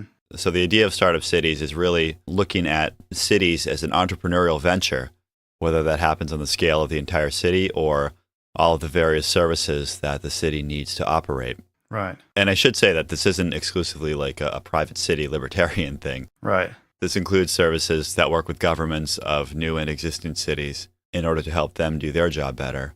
Usually when we hear the word startup, we think about tech companies, developing things for the web or computers or whatever. So in this case, Peter's really trying to draw attention to innovations that are happening within the realm of cities. Peter does have a blog post that's kind of a manifesto of the intent behind startup cities. We'll link to that in the show notes. I thought Adam's response to that question was interesting, where he kind of pushed back a little bit on the idea of starting up a city from scratch. And I think where he was coming from was that all the current cities have developed more or less organically, where there's been some sort of a natural reason for a city to form in a particular location. And for the most part, they've also developed over a long period of time. So it certainly would be a challenge to start a new city and expect it to grow to sort of the scale of some sort of major city on the scale of the cities that we have today, unless there was a specific reason for the city to be located in that particular area. Maybe a good example of where this has actually kind of happened somewhat recently would be the development of Silicon Valley in the sort of San Jose area, which is really driven by the fact that Stanford University was around there. So new cities could develop given sort of the proper seed and the right trends to allow them to grow. Now, I think one of the points that Peter makes is that with increasing populations and this trend towards urbanization, especially in the developing world, that there's opportunity all over the place for someone, maybe not in America where things are pretty well developed, but certainly somewhere in the developed world. If you look at what China's been doing, they've just been building cities all over the place. Now, a lot of those, I think, are still ghost towns at this point. But if it was done not so much in a top-down fashion, but in a more entrepreneurial, bottom-up fashion, then I think you'd have people who would figure out how to spot the best opportunities for founding a new city in order to meet the needs of the surrounding people. Yeah, again, thinking about cities as an entrepreneurial venture speaks to Patrick's response to that question, which was that in some cases where we hear examples of people trying to start up cities, part of the idea behind the city is that you're creating something for the purpose of making it more free, essentially, than other places. Something like a free economic zone, as you mentioned. So an example of this might be the seasteading project in the French Polynesian Islands, which I think Peter referenced at one point. Yeah. And there are a few other projects like this. There's one called Liberland, which I think Patrik had some involvement in judging an architectural competition for. Oh, yeah. You know what I'm talking about, where this guy found this piece of land that was unclaimed by... Yeah, it's between like Serbia and Croatia or somewhere like that. Yeah, it's like in a river between two countries, and because of whatever treaties they have on their borders, they both disagree about the borders, and neither of them includes this particular island or something. And so some guys claimed it and is trying to develop it in a way that it would be this kind of, libertarian Gulch society. Yeah. And Patrik's point there was that if you can do that, if you build a city that has significantly less restrictions on business and economic activity than other areas, then that creates a draw, that creates an attraction for that place that can give it a reason to exist without necessarily having some more organic reason. It's kind of a, if you build it, they will come kind of thing. Yeah, well, I mean, I was in Shenzhen, China in 2003, and it's a massive city, and it's amazing kind of what's happened there over the last 20 or 30 years. And even when I was there in 2003, you kind of got the impression that it was this sort of little farming village that all of a sudden they dropped this massive megalopolis on top of it. Yeah. I think as of 2003, some of the people were still a little bit dazed and confused as to what had actually happened to their land. Yeah, I imagine it's harder to try to start up a city in a place that's already populated, even if it is relatively undeveloped. So did you have any other interesting conversations? So after the event, there was a networking session where people in the audience could kind of meet each other and talk to each other and talk with Patrik and Adam. And after that, a handful of us went out to a bar for a few drinks and then ended up going to another bar for food. So it was pretty cool. Of course, I got to meet these guys, a handful of the Market Urbanism guys, and then really spent some time, talking with them as the night went on. Yeah. I spoke with Nolan Gray, who's a great contributor over at Market Urbanism. And as Adam mentioned, he's now heading up, I think he said, the Policy and Research Division of the Center for Market Urbanism, which is their new nonprofit organization. Yeah. Nolan has hosted the Market Urbanism podcast, which is, they put out about 6 episodes, I don't know, a few years ago, with him interviewing other people who are on the Market Urbanism team, as well as other people working in the field. One of the people that Nolan had interviewed for one of his podcasts was Sandy Ikeda, who does a lot of writing for FEE, the Foundation for Economic Education. Yeah. And he has a number of articles kind of related to the built environment. One that I went back and read is called, "Is There a Libertarian Architecture?" which is kind of interesting. Yeah. On Market Urbanism, he was discussing Jane Jacobs with Nolan. But anyways, he was at the event, and so I got to chat with him a little bit. And I mentioned how I had heard him talking about Jane Jacobs on Nolan's podcast. And he kind of said, yeah, it seems like every time I'm on a podcast, all I talk about is Jane Jacobs. But he seems like a pretty big Jane Jacobs fan, as many of us are. But if you're listening, Sandy, we'd love to have you chat with us sometime about something other than Jane Jacobs here on an Architecture Podcast. I also spoke with Steve Smith, who is the guy who does the Twitter feed and I guess a lot of the social media for Market Urbanism. So is he as much of a wisecracker in real life as he is on Twitter? Well, he was very civil with me, so no, I guess that didn't come across. I guess he saves it for the Twitter feed. Most of us do. And of course, I did reconnect with Patrik a bit. We talked briefly. He introduced me to a few people, so it was good to touch base with him. Yeah. Of course, a lot of other people were vying for his attention too, but we did chat a few times throughout the night. Yeah. And actually, Sandy was bending his ear for a while out at the bar, so yeah. I don't know what they were discussing, but it looked like they were really getting into it. Yeah, I can imagine. I would have liked to have been a fly on that particular wall, but but that's one thing that was so cool about this event was that it felt like kind of a homecoming. It was this coming together of all of these people who are interested in these ideas of more free market approaches to the development of the built environment and of cities. So there were a lot of people there who were really kind of informed and knowledgeable about the ideas of market urbanism. And I was there too. I did get to speak with Adam quite a bit. As you said before, we've been trying to connect with these guys for a while, so hopefully we'll keep up a dialogue and maybe try to get some of the Market Urbanism guys on our podcast for some upcoming episodes. The best part of the evening was that Adam gave a t-shirt for Market Urbanism. Ooh. That says legalized cities. That's great. Which I think is a great message, Adam said that he felt that Market Urbanism wasn't just this blog anymore, that it's really becoming a movement within the urbanist community. And for me, being at this event and meeting with all these people, it really felt like that.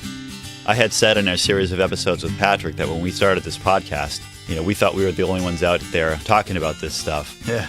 And then, of course, we found Market Urbanism and we found Patrik, and we just keep finding more and more people who are on this wavelength and looking for ways to develop cities without relying on the government.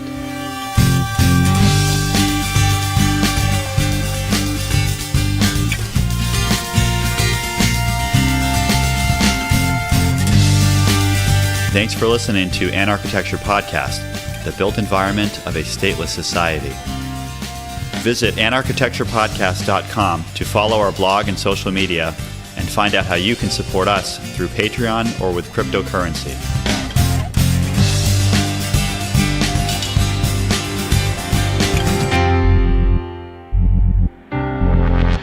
In one of the questions, they asked about this new California bill being proposed by Scott Wiener. Wiener? Is it Wiener? Wiener. Hang on. I think it's Wiener, yeah. A Wiener. He's either a wiener or a whiner. You don't have to say it by him, just say by, you can just bill that was proposed. Yeah, but it's funny to make a wiener joke. Oh, you were trying to make a joke? I thought you were. Well, I don't know. I was groping my way towards a joke. I will leave it. Whatever. Okay. We're getting a more sophisticated audience for this episode. So not for long.